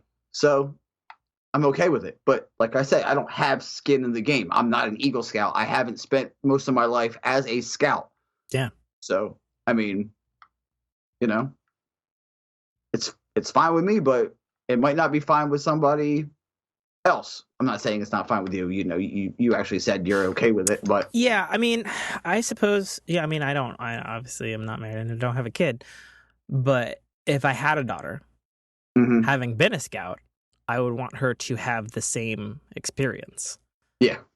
I don't know what Scouts has become since Oh, but with I've my left. Like I don't know if it's the same fucking thing and it just has, you know, all genders and sexual orientations now. Like I don't know. You know, yeah. and as far as like if it's just you've just got like heterosexual males and heterosexual females. It's like yeah, they'd better be sleeping in fucking different tents. You Yeah. know, because if I'm a dad and I've got a daughter, that's what I would want Yeah. personally. Would my happy ass be suffering through a camping trip? Yeah, you're damn right I would. Sure. I mean, I was I was a prepubescent boy. I know what's going on. Yeah. I know the hormone monster that they're dealing with. Yeah. Watch Big Mouth. If you don't get that reference, you will. It's hilarious. Still haven't seen that show. Fucking hilarious. Yeah, I may take a look. Now that Final Space is wrapped up. I need another funny cartoon to watch. I think another thing to think about with females being encouraged to be in scouts now is I don't know. It's just such a very biased viewpoint because when I grew up in Boy Scouts, Mm-hmm. like every fucking scout leader I had was like, don't get a girlfriend yet. Make Eagle Scout first. Don't fuck around with women. You will regret it. Like, that's what they fucking told me, And, to be fair, I had a girlfriend before I turned 18, which is the cutoff deadline for when you can make Eagle Scout, by the way. I had a girlfriend towards the last year of my scouting career. So it's like, Mm-hmm. I didn't listen, but at the same time, that's what I was raised with. You know what I mean? So it's like, I feel super biased on it, I guess. It's weird. I don't know. I I mean, suppose. you have the right to be biased about it because, like I said, you have skin in the game. Yeah. Yeah. You know, Yeah. You paid the pound of flesh and the time and all that, so you have the right to say how you feel about it. Someone like me, if I had like, oh no, that's terrible, or oh I'm, whatever, I can't really say anything because I didn't go through it. Sure. I mean, I value your opinion on the No, topic. no, Sure. and I'll give I can give my opinion, and that's Yeah. fine. But like, I can't feign the super left or right side of it, and I only use that term as like, the very, very basic of like, Yeah, like super yes or conservative. no on it. Yes or Yeah, no. sure. Yeah. I get you. I got what you were laying down, man. So, yeah. Anyways, that's all I got for life this week. We did a lot of life this week. Life was interweaved throughout the whole fucking show. Well, I mean, I had the best tacos of my life. Oh yeah, this talk week. about those fucking tacos because I love me a good taco, man. Dude, there's a little taqueria. It's called Taco. Wait. No, so hang on for a second. I have to lay it down for the audience. You had the taco. You will tell us how it tasted. But here's how I received you like having this taco. So I saw you tweeted about it on Twitter that you had the best taco of your life. But then you texted me right after you said that tweet, and you're like, dude, I had the best taco of my fucking life. Yep. And I was like, oh, really? And he's like, you don't understand, Tim. It was the best taco of my fucking life.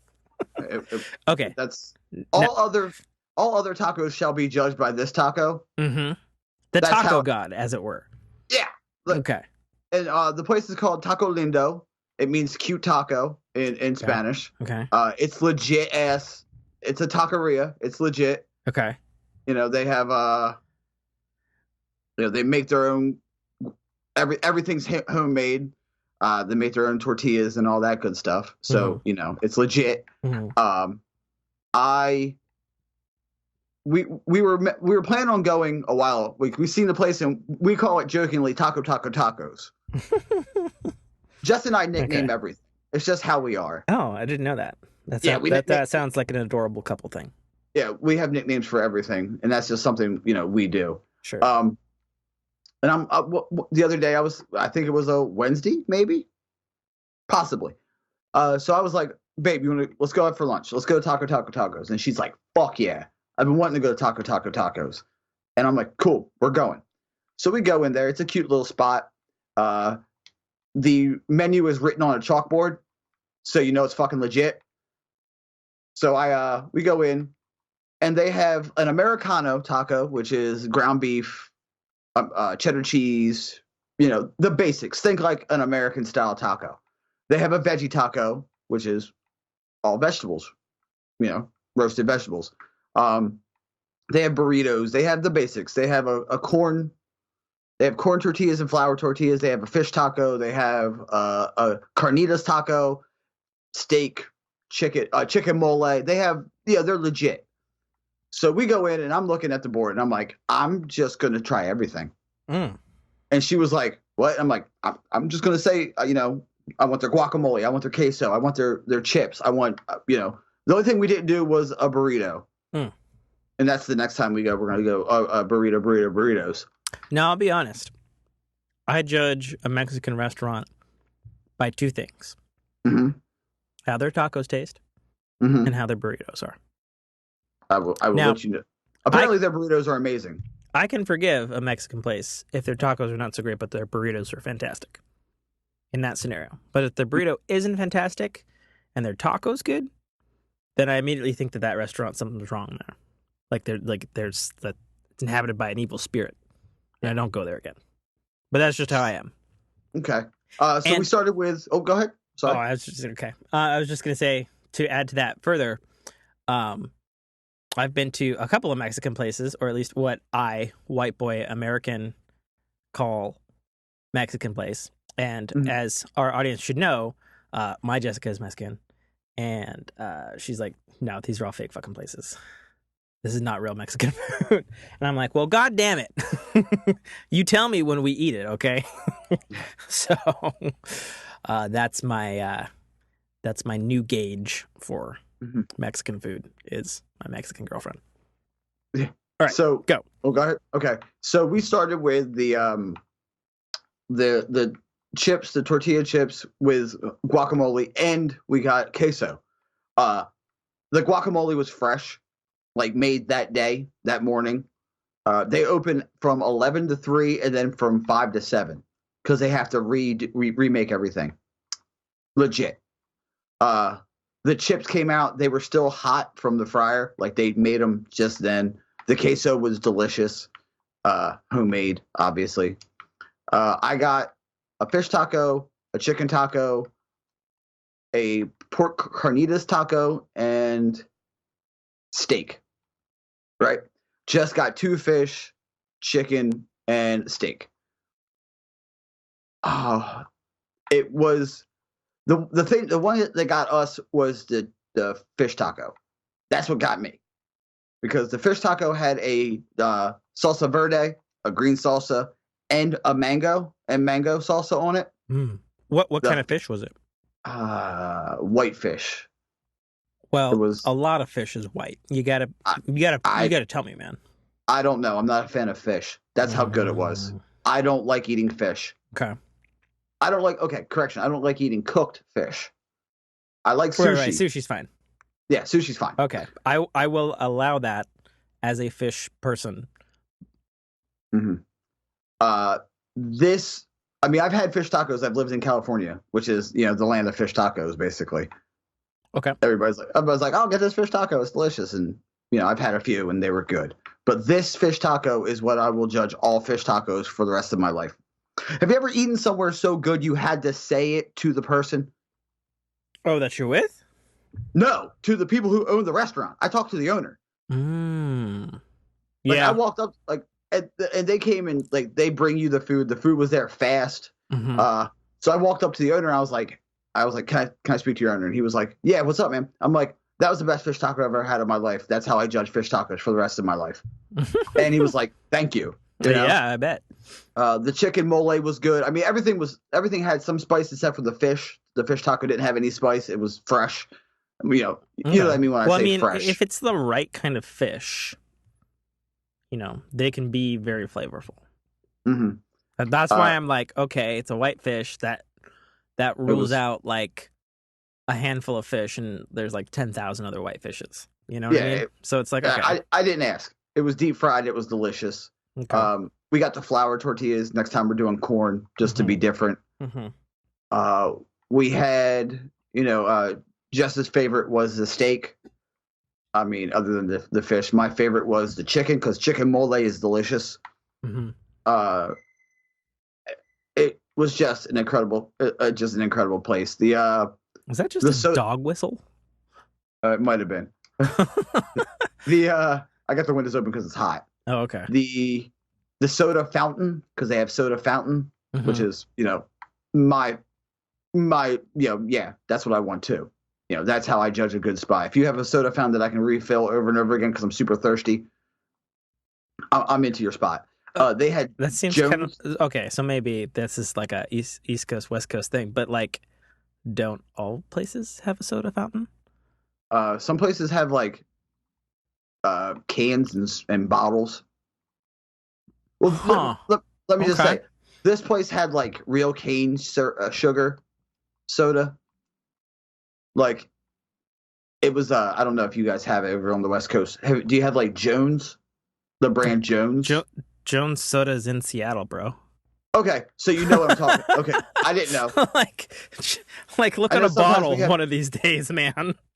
Well, the only time I've ever had it was at this place. So yeah, we have Jones here, but it's actually kind of funny how like non-common it is in restaurants and stuff. Well, this place has it as on in the fountain.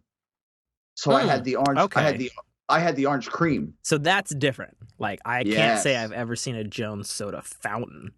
Yes. Like if I'm at like a street place in Seattle, sure, there's like some bottles, or like Mod Pizzas around here might have Jones soda and that sort of shit. But like, yeah, a fountain of Jones soda, yeah, that seems a little, at least to me, and I don't know. Other Seattleites may judge me differently for that, but sure, fucking whatever. I see what you mean. It was delicious. Okay. Sweet. Yeah, we will go there again. I told Jess, I'm like, hey, we're going to Taco Tacos again. She's like, yeah, totally we are. Because I mean, I want to try their burritos now because you can soup up the burritos. Oh, the carnitas taco had chicharrones on top of it. Mm-hmm. Oh my god, dude, it was so fucking good. Yeah. And the salsa was just hot enough, but it wasn't like blow your face off hot. Yeah, that's my kind of salsa right there. Like I want to know I'm having a fight, but I don't want to get knocked out. That's a good way to describe salsa. Yeah, because I've had some hot salsa like you put in your mouth and you're like, why am I doing this to myself? But for sure, yeah. I mean, other than that, dude, I was out, top notch, great food. If you ever come my way, we will definitely go there. And if I ever go to Seattle or Washington State, I'm sure there's a place we're gonna go. Oh, I would take you to my sushi place.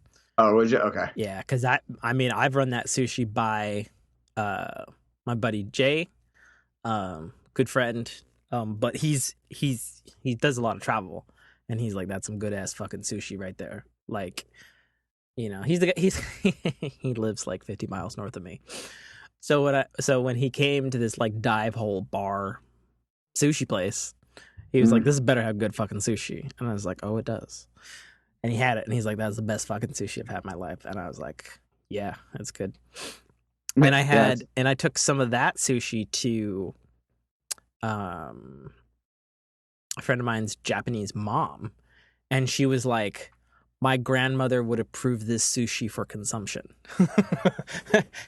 And I asked her, I was like, what does that mean? she was like, because she would have made it hand roll fresh at her home, and she would have said that is legitimate sushi and is good. And I was like, sweet. So I have a good sushi spot here. Now, nice. I won't say it's the best sushi I've ever had, because that is reserved for this place in Juneau, Alaska, where I had a sushi dragon. And when I mean, it's not like, oh, it's a sushi dragon roll. No, it's sushi rolls sculpted in the form of a fucking dragon, like Godzilla, and you eat like from the sculpture of sushi. Yeah. So, like, on the one hand, artistically beautiful and cool. On the other hand, best fucking sushi I've ever had in my life. Mm-hmm. So good. Actually, okay.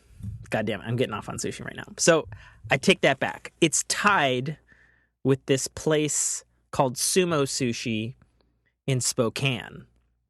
And Sumo Sushi has the biggest sushi rolls I've ever seen in my life, but I watched them make it, and they did a bunch of the special tricks that's in the Euro I Dream of Sushi documentary.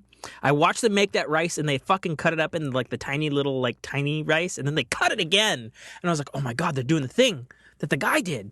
What? Mm-hmm. You know, and that sushi is bomb ass sushi. So that's tied. That's tied between that place and the Alaska place for first. But since I don't live anywhere near any of those places, I mean, I'm in the same state as Spokane, but it's on the other side of the fucking state.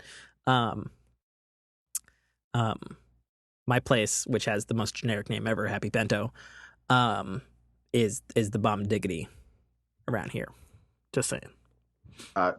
Jess and I are going to Wizard World, the convention, in a couple of weeks. Okay. Yeah. We're gonna go there. And we're going for Friday and Saturday. Okay. We're going for 2 days this time and not just one. Sweet. And I think the first day, on Friday, we're going to go to my buddy's restaurant. We're going with one of her friends and her fiance. Okay. And then the second day, we're going to, I think, Masahiro Morimoto. Miyamoto Musashi is the first ever, well, the greatest samurai. But Masahiro Morimoto is an Iron Chef who has a sushi restaurant, and I'm ready to go. Nice. Because I love uni. Okay. I had it when I lived in Japan, and I was like, this is amazing.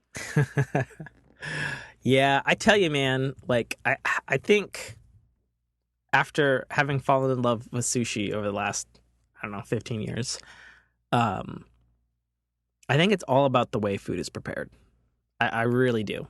Like, it could be fucking I'm trying to think of something super gross that I would never put in my mouth. It could be like fucking monkey poop cockroaches or some shit. But if it's like prepared right, you know, it's delicious. It's all about the love. It's all about the love. Yeah, the love the person puts in the food. Oh yeah. Well, and You know that's what I mean? Like, and that's the thing about sushi though, is that like if you're doing it right, that sushi chef trained his fucking ass off to make that fucking sushi. You took know? me 2 years to make this rice. Exactly. And then when I made Something this crazy rice, like that. I cried. Yeah. And I killed my wife for it. You know, Yeah. some fucking deep shit, basically. Like, oh, God. You know. That got dark quick. Yeah, it did. It's fucking great. Oh man. Sweet. So do we have any video game or technology stuff to talk about this week? DLC Warmind coming to Destiny 2. Yeah. May 8th. Paladins is coming out of beta May 8th as well. So what does the beta coming out of beta mean for Paladins? It's getting its first 1.0. Basically. Well, I know that, but I mean, like, what is like? Because like, I play Paladins occasionally, almost exclusively with you. But what does that mean for like us? Like, what's in the game now? Like, is it just like the finalization of all the bugs, or is it just like we get new modes, we get new heroes? Like, what are we getting? Well, we're always going to get new heroes. That's going to happen. That's going to be a continuation. They're always going to pump out new heroes. They said we're getting a battle pass. Okay. Which is the new way they're doing competitive, they're doing seasons of battle passes, sort of like what. Yeah, because Fortnite's making money hand over fist. Yeah. I know their new season started. I haven't touched it in a while. So I haven't either. So don't feel bad. Yeah, I'm curious. I know there's like a bunch of new weapons, and they blew up Dusty Depot. Motherfucker, I love Dusty Depot. Yeah, that's okay. It was a shithole anyway. As long as you don't blow up prison. Right. That's where your heart is. I'd say prison and Tilted. Yeah. Tilted because it's a shit show. Yeah. Well, both the Tilted and Prison are great shit shows. Yeah. Shit show in the best possible scenario. Yeah, for sure. We I mean they're releasing new skins. They're doing like the battle pass. Obviously, if you get the battle pass, you unlock the exclusive skins. They're doing 3 exclusive skins battle pass, and they're doing 3 battle passes a year. Just they're doing everything right in my book. But I also love that game. Yeah. Mentioned Destiny 2 having the Warmind DLC. Yep. Hopefully it's the DLC that brings Tim back into the fold. I mean, it's got the possibilities too. They're bringing back a lot of old exotics. They're bringing back a lot of new bringing out a lot of new exotics. A new horde mode called Escalation Protocol, which I have been told is really, really, really fucking hard. Like if you don't like PvP and you like PvE, this is for you. AKA, it's for me. Yeah, we'll see. This will be the 3rd time that Bungie has done a horde mode. They did a horde mode in Halo 3 ODST. That was pretty good, but it only had like 2 maps, which was sort of unfortunate. But it was pretty good. And then they had a horde mode in Halo Reach, and that was really good. I played a lot of that. So we'll see how it is. This horde mode takes place in the entire planet of Mars. Like, what do you mean the entire planet of Mars? Just like I said, the entire planet is the stage of this horde mode. Well, you mean the area that they're going to give you to explore in Mars? Yes. Yeah. The entire public area of Mars will be this. And if a public event happens during the horde mode, like during one of the waves, it combines. Okay, well that's cool. That's good. You got multiple events happening simultaneously. Yeah. So let me ask you this: do we know the size of the new area that we're getting on Mars? New destination, I guess it would be called. The Basin and Clovis Bray. So they didn't really mention how big it is. They didn't say, "Oh, this is the largest area in Destiny history" or anything. But I mean, it looks like there's going to be a lot of different environments, a lot of different landscapes. The skybox will change. Okay, because that's what I hope. I hope it's a bunch of new areas, and there's no retreading from Destiny 1. It sounds like there won't be. Like it's in snowy Mars or something like that. Yeah, it's in the snow caps or the ice caps. Yeah, because I'll be honest, as much as I love Destiny's version of Mercury, the DLC they gave really fucked us on the real estate of explorable Mars. Or not Mars. I'm sorry, Mercury. Mercury. My bad. I misspoke. Yeah, it was a little bit. It left a little bit to be desired. Left a lot of fucking shit to be desired, Mike. Let's be fucking honest here. like what they had was awesome, but then once you realize that that's all there is, I was like, oh, okay, there could be more here. But because I haven't been keeping up, did they say the magic words that regardless of the content of this DLC will make me happy? What's that? It's a 3 letters capitalized, Mike. Starting with an S, then an R, then an L. No. God damn it! You also got to remember the sparrows are totally different this time around. They're not that different. They're not that fucking different. I mean, they're not that different, Mike. I was not the biggest fan of SRL, so that didn't break me. So did they hint at all that maybe it's coming back? I mean, anything's a possibility anymore. But okay, no. Fair enough. But at least we're getting custom games back, right? That's good. We are getting custom matches back. We are also getting 3 new maps, rather. I'm sorry. Okay. Is one of those PS4 exclusive? Because I saw a thing, and I saw it was only 2. But if it's a PS4 exclusive, I could understand that's why it's 3. I think one is a PS4 exclusive, yes. Yeah, because that's always the thing with Destiny. Yeah.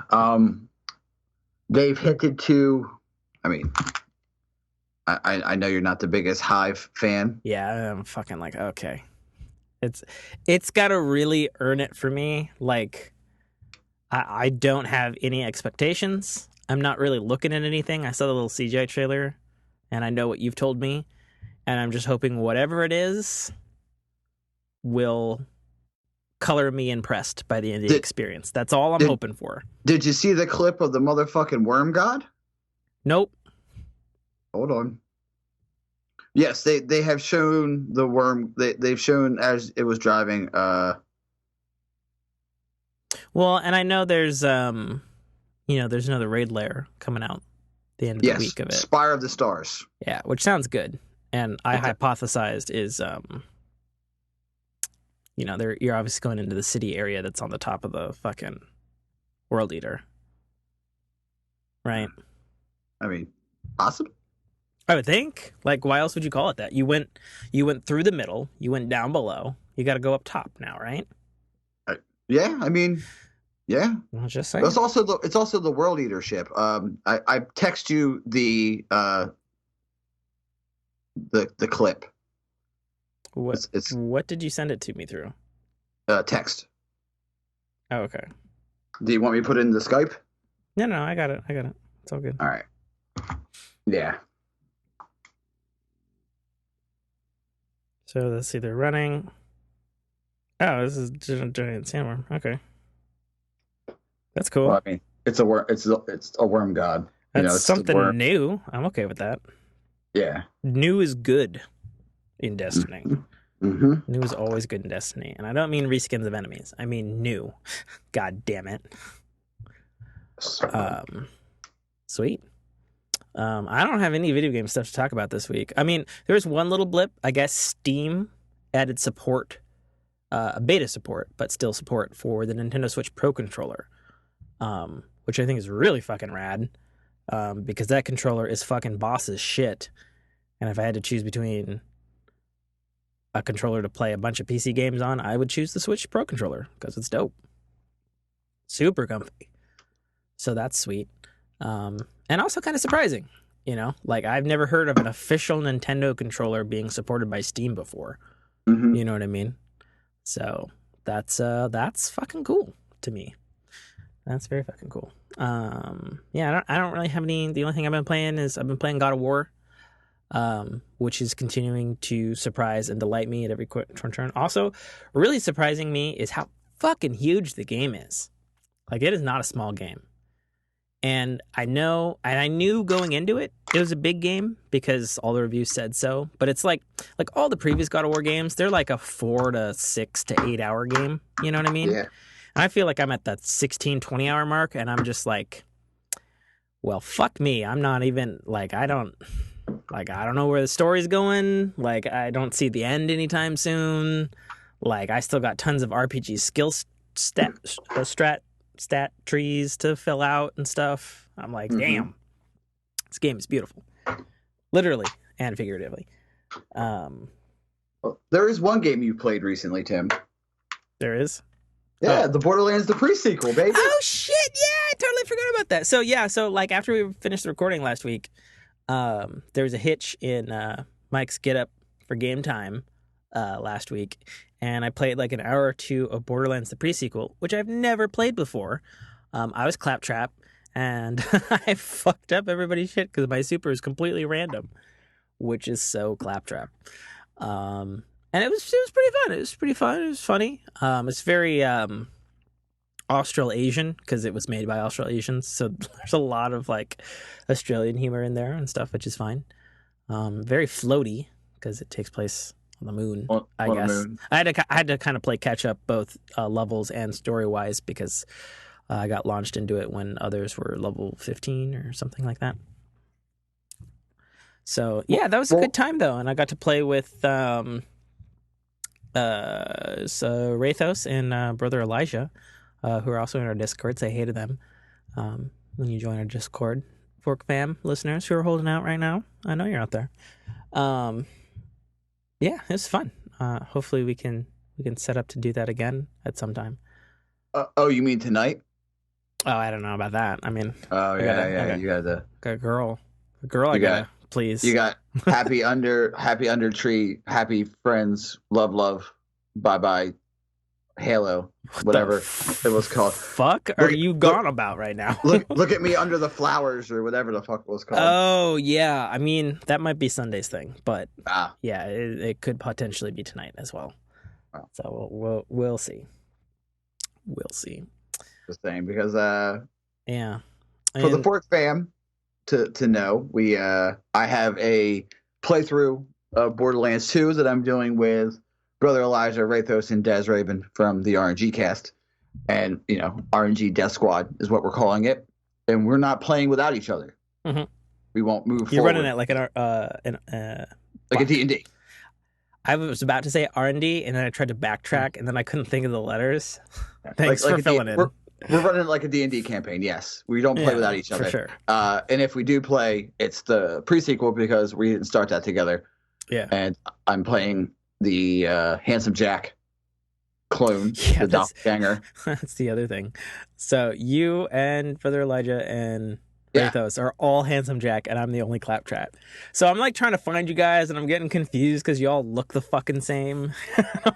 They only did that because it was funny. Yeah, they have. I know characters. their skin, man. Yeah, but I think Rathos has not a Gunzerker, the other guy, Wilhelm. Yeah, and Hunter and all that. So it's just super fun to play it with. Like I missed out on this game. I got this game for $11. I got the Handsome Jack collection for $11 on sale at Walmart, and I was like, I'll pick it up. And I took a picture of it. I'm like, is this game good? And everybody's like, get it, I'll play with you. And I'm like, cool. And I started playing the game. I started playing Borderlands 2 solo, and I was like, this game is fun. And then I played it with friends, and I'm like, this game is way more fun with friends. Oh, it's way more fun with friends. That's the whole point of Borderlands, really. And I can't wait for Borderlands 3 because I love the game. I love how there's literally like a bazillion guns. Yeah, because they got that whole almost procedural generation for their guns. Yeah, it'll be really interesting to see what Borderlands 3 and or Border Worlds, because I know they have a trademark. That studio has a trademark for a game called Border Worlds. Yeah. It'll it'll be interesting to see, especially since it was like it's basically the prototype of Destiny. You know, because Destiny and Borderlands share a lot of DNA with each other. They really do. I mean, they're definitely similar but different. But it'll be interesting to see if they're more Borderlands-y or if they're more Destiny-y, I guess, or maybe it'll be full open world, perhaps. I'm kind of hoping for that one personally. Yeah, I think them staying away from Destiny would be a great idea, because I don't want to play another Destiny copy. You know what I'm saying? I like Borderlands because it's irreverent. You know, you have Handsome Jack talking shit to you the entire time. Well, I mean, I'm sure it's going to be irreverent as fuck. That's its shtick, you know? Yeah, I mean, I like the way Borderlands Borderlands works personally. Yeah. So yeah, we'll see. But, and then I'll definitely try it. Yeah, for sure. I would imagine that's probably getting announced this E3, right? I'd put money on it. Yeah, I would think so. Because they've kind of teased it this year, right? Popping. Yeah, and Borderlands 2 has been popular again. It's been gaining a lot more steam. Yeah, and I know Battleborn's dead, which is sad. Because Battleborn is actually good. I don't care what anybody says. It's fucking good. It's the best parts of fucking a MOBA and Overwatch. I would actually argue that it's probably more Paladins-y than Overwatch and a MOBA, but there's also a lot more MOBA stuff to it. I don't know. It was good. It was good. I know people who played it. It was fantastic, and it had a lot of personality, and the characters were fun to play. Had a lot of spunk, that's for sure. Well, I mean, we played it. Did you play that with me? Fuck, I forget, man. I was the gentleman, the robot, the cyborg clockwork gentleman with the sniper rifle. Yeah, that's right. Yeah, and I loved the sword dude, and I loved was it the Tinkerer guy? I really loved the DLC chick who is basically a fucking waterbender. She was awesome. She was super cool. And then speaking of water stuff, last thing I've got on the item menu this week is Sea of Thieves had an update. I have not checked it out this week. They added a bunch of cosmetic items, fixed more shit as usual. And there's also unique things and explorable stuff on the unexplored islands on the map. You can Google and find out where those are. There's like ships that have specific names there and stuff. The killer whale? Yeah, we think it's all prep for the Hungering Deep update, which is set to launch sometime this month. Don't have a release date yet. But I would imagine they probably give Destiny like a week. You know? Or they could be dicks and launch it all next week so you have Destiny and Paladins. I say fuck it, launch it. Yeah. We'll see. No, because I did, like I said earlier, I did 70 Nightfalls this week. Whew. Yeah, you ready to mix it up with something different? Is that what you're telling me? With 70 Nightfalls? Well, no, I wanted a gun, which I got. I also clipped it on my Twitch. Oh, nice! Right on. I clipped my reaction. You know, yeah. There's actually, I think one of the things I said was "put it in your mouth." So, yeah, that's fantastic. Yeah. So, unless you wanted to talk about some Westworld spoilers. I didn't watch it yet. Oh, you didn't? Okay, well then we're not talking about Westworld spoilers. That's the end of the show, everybody. See ya. Damn it! I wanted to talk about Westworld. I listened to so many fucking Westworld podcasts yesterday. Ugh. What? Why didn't you catch it, bro? Just haven't had time. Watching Black Sails. Have you finished Black Sails before? No. Oh, you're watching it for the first time. Yeah. Where are you at? Season 1. Oh, yeah. Okay. You digging it? Oh, dude, yeah. Okay, sweet. It's like Game of Thrones and Pirates, my two favorite things. Yeah, well, plus history. Yeah, and pirate history. Yeah, it's actually pretty historically accurate. The only two characters in the show that weren't a part of history are Silver and Captain Flint, because obviously they're from Treasure Island. Yeah, I caught that. I was like, is this fucking Treasure Island? It is fucking, it's Historical. prequel? It's historical fiction Treasure Island, Son of a bitch. and I wouldn't call it necessarily a prequel. Okay. I'll leave it at that. But yeah, Okay. all 4 seasons are really good. Me and Jess are deep into season 2. I've seen it all multiple times. It's one of my favorite shows, actually. That says a lot. Well, I mean, it's HBO Dark Star show. The pirates are legit as fuck. The acting is legit as fuck. It keeps you guessing. Everybody's backstabbing everybody else at all times because they're pirates. It's great. Yeah, it's the most pirate show there is and perhaps ever will be. Just saying, it's great. And Captain Flint is awesome, and the guy who plays him, terrific performance. Speaking of the guy who plays Captain Flint, did you catch Lost in Space yet? Actually, yes, that as well. You what? Still watching it. Oh, nice. Okay. Yeah. Because Jess has mentioned that she loved the first the movie from the 90s. Oh yeah. Who didn't?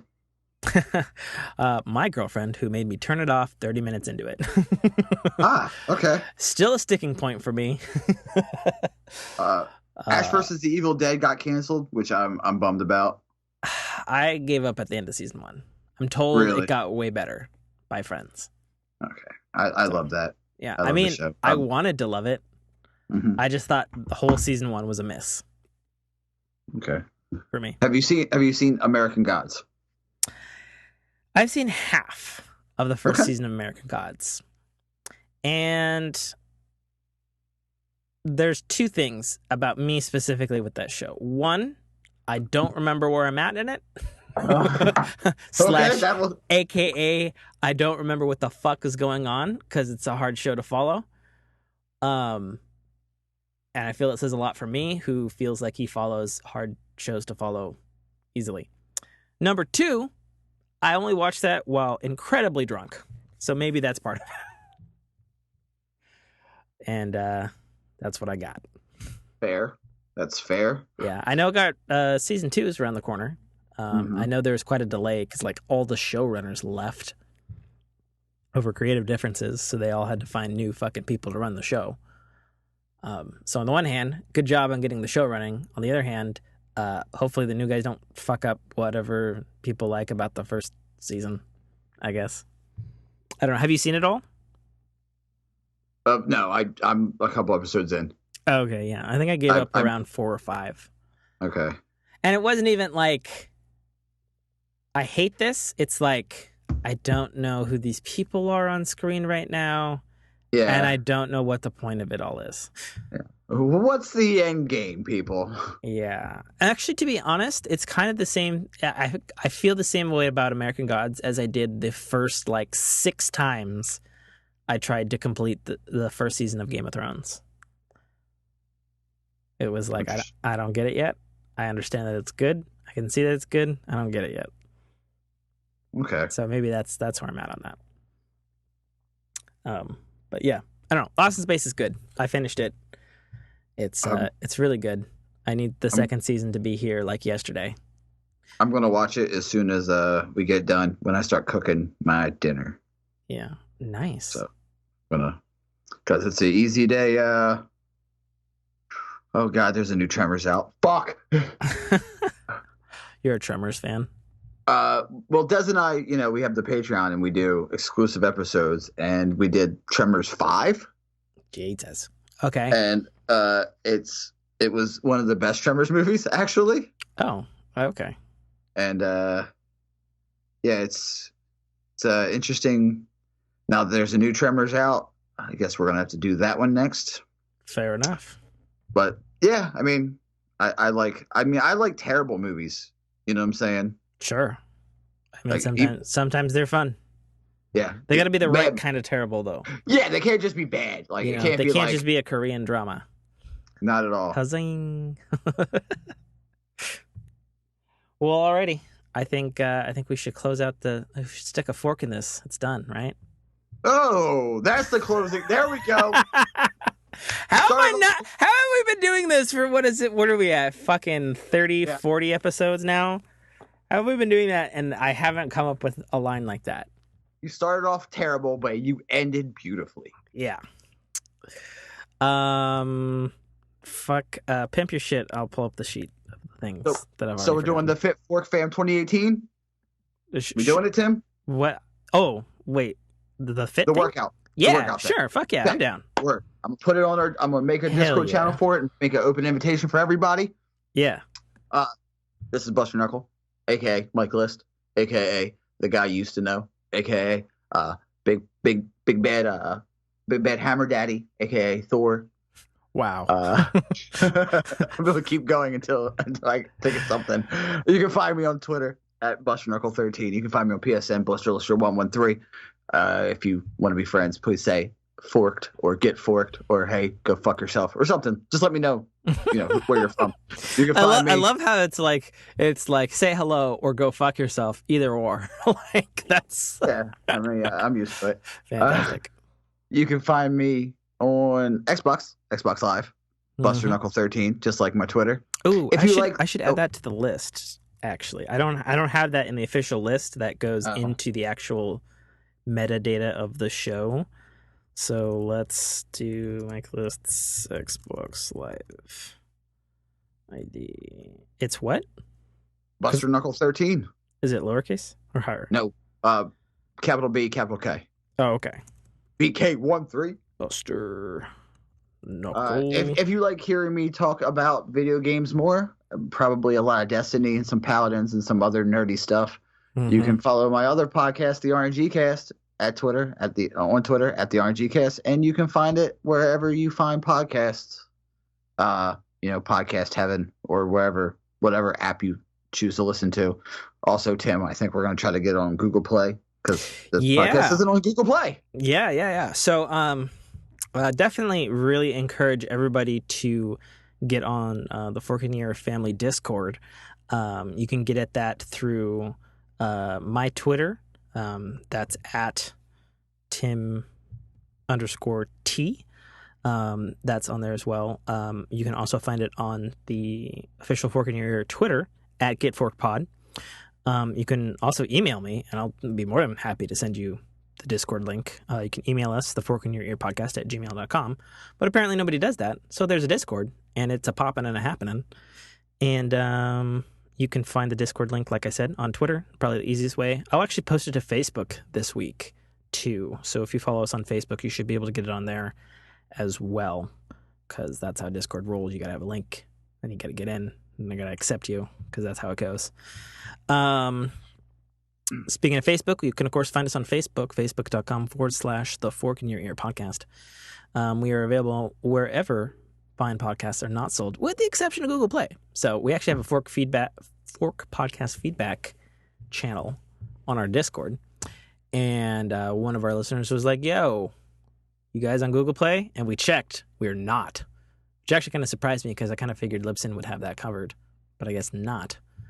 And apparently if you use a third-party thing on an LG V20, it kills your battery for some reason. So we're going to help out our brother Burning Wing and get us up on Google Play as soon as they accept the feed. Good thing I had that folder full of information. Yeah, and Buster had the folder full of information, and it's in progress. Let's leave it at that. What did I forget? Your author, podcaster, gamer, Tim K.A. Trotter. You can find me at all your good stuff. Yeah, I'm going to learn your plug one day. Yeah, I feel like, yeah. I mean, I don't begrudge you. I forget my own plug, so it's like, okay. We have a YouTube channel, Dynamic Works Productions, all one word. Easy to find there. Of course, my Twitter is Tim_T. You can watch me on Twitch, Tim_KA_Trotter. You can catch up with me on PlayStation Network. PlayStation? I can't say that right, obviously. PSN. Haha. Screw it. Acronyms. Linux is the demon, is my tag over there. And Xbox Live ID, I am Tim_T.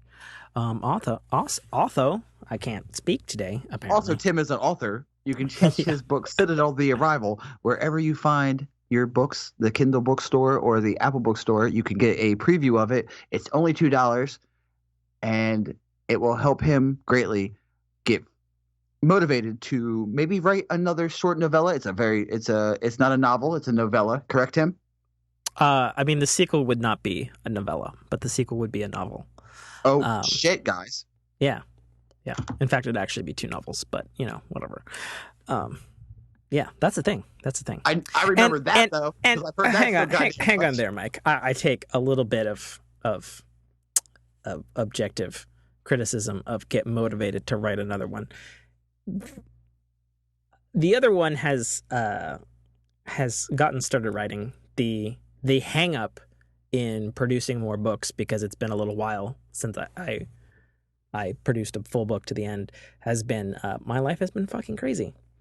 And even trying to get out a podcast as timely as we've been getting out Fork, which has been amazing for once, it's hectic, and it's hard to get everything in, and also, to jam those words out into a way that doesn't sound like shit.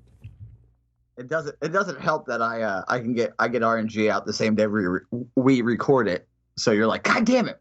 I mean, I try to, but sometimes we run longer and I don't have time to record it before Jessica shows up. Or sometimes she's in the room and she's like, you done now? We ready to, you know what I mean? And you're like, the kid's good. The kid's good. Yeah, exactly. And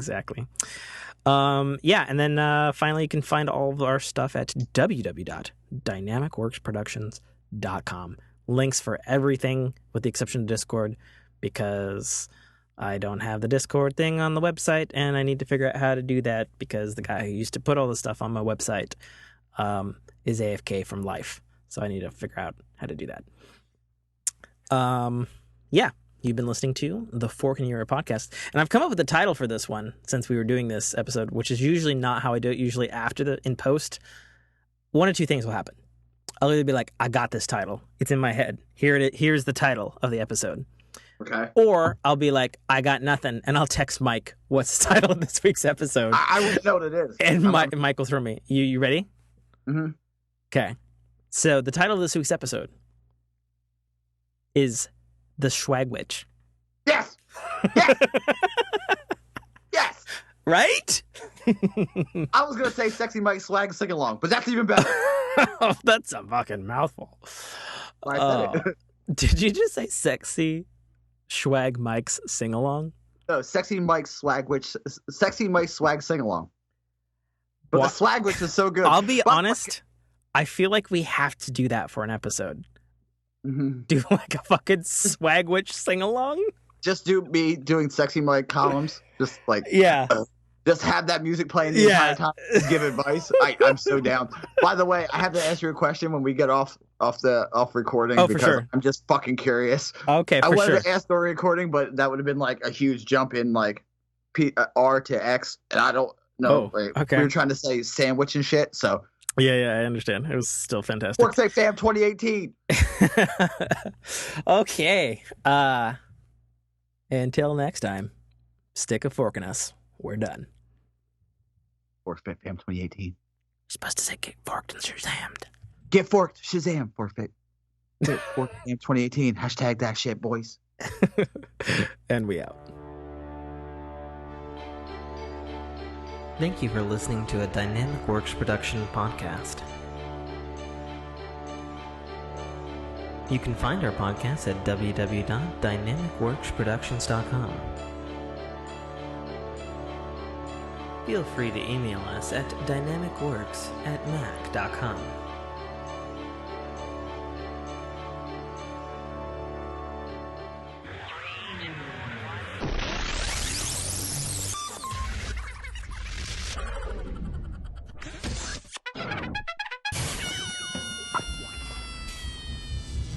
Dominic Armato, the voice of Guybrush Threepwood, and you're listening to a Dynamic Works production podcast.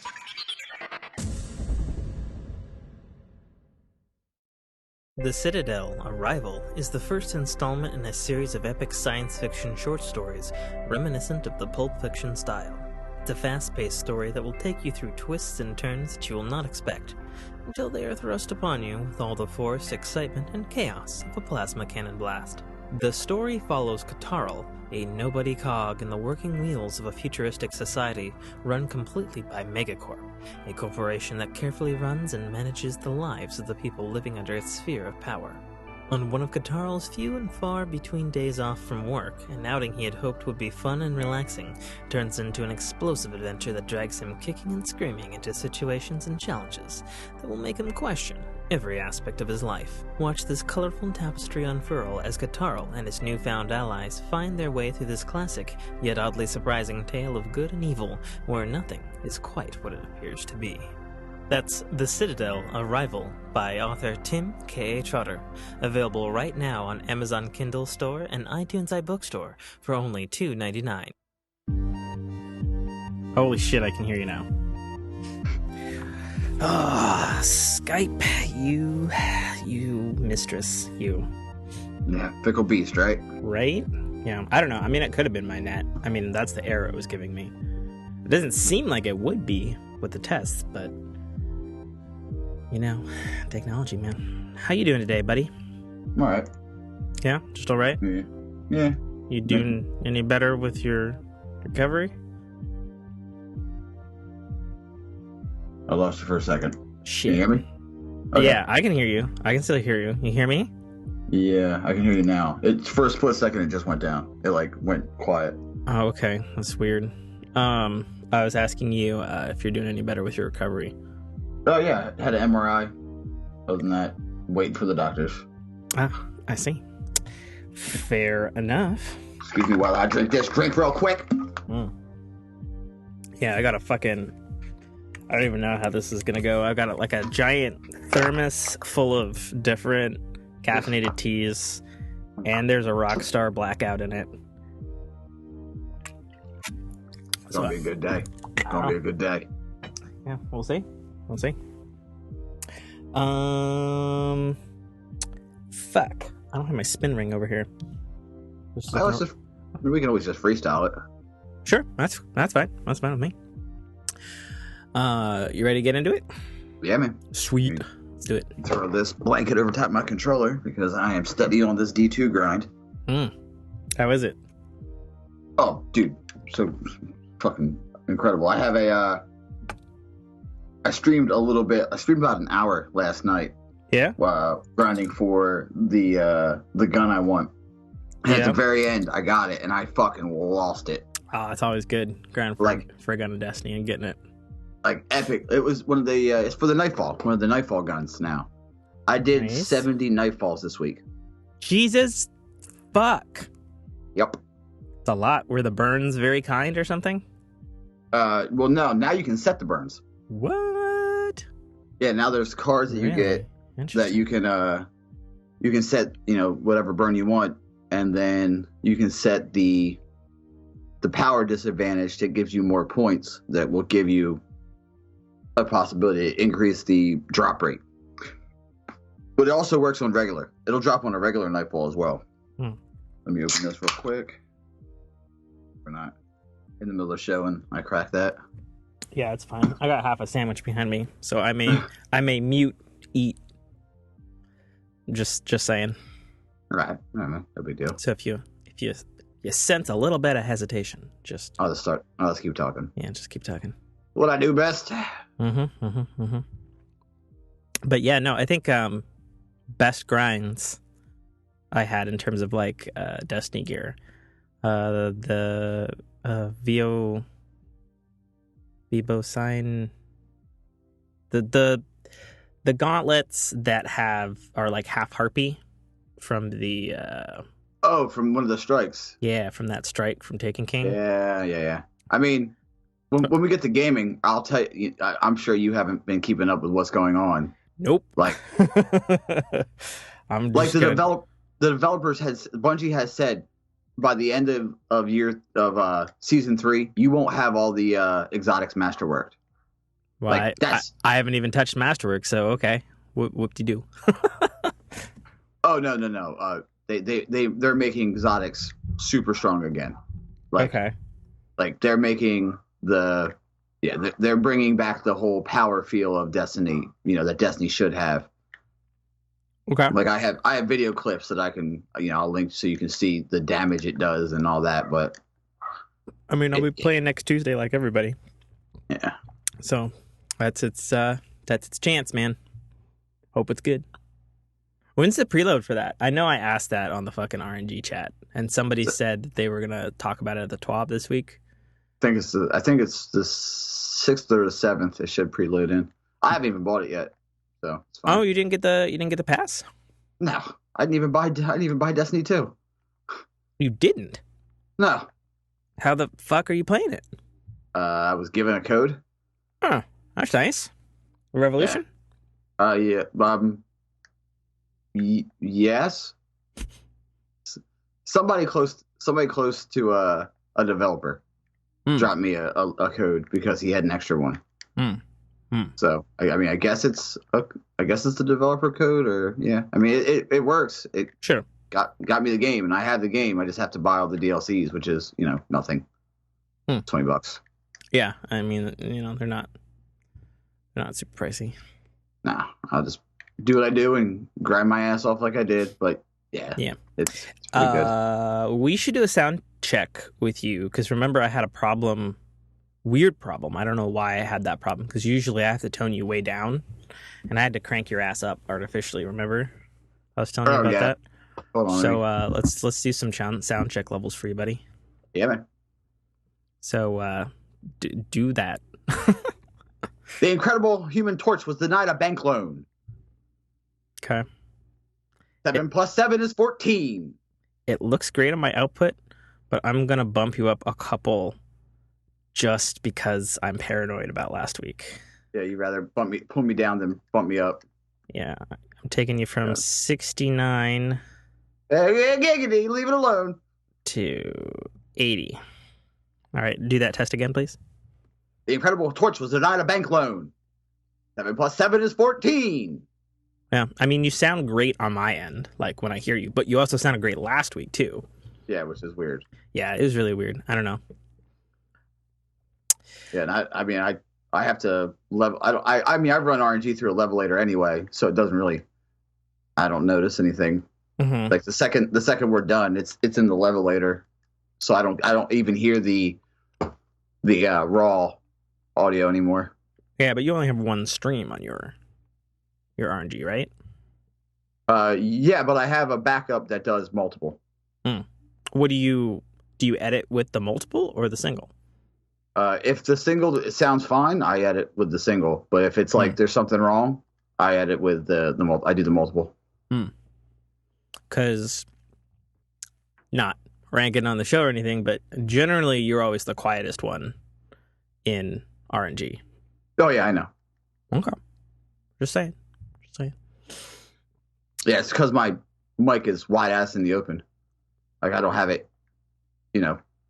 mounted to a bracket. It's on my desk, type of thing. So I mean, I don't think that. I mean, it's got the tripod. Doesn't it come with a tripod or something? It's like an inch tall. Well, I mean, that shouldn't be a factor. I wouldn't think. Anyways. Yeah. Let's get on with it. Inside baseball. Yeah, sure. All right, here we go. Cut in.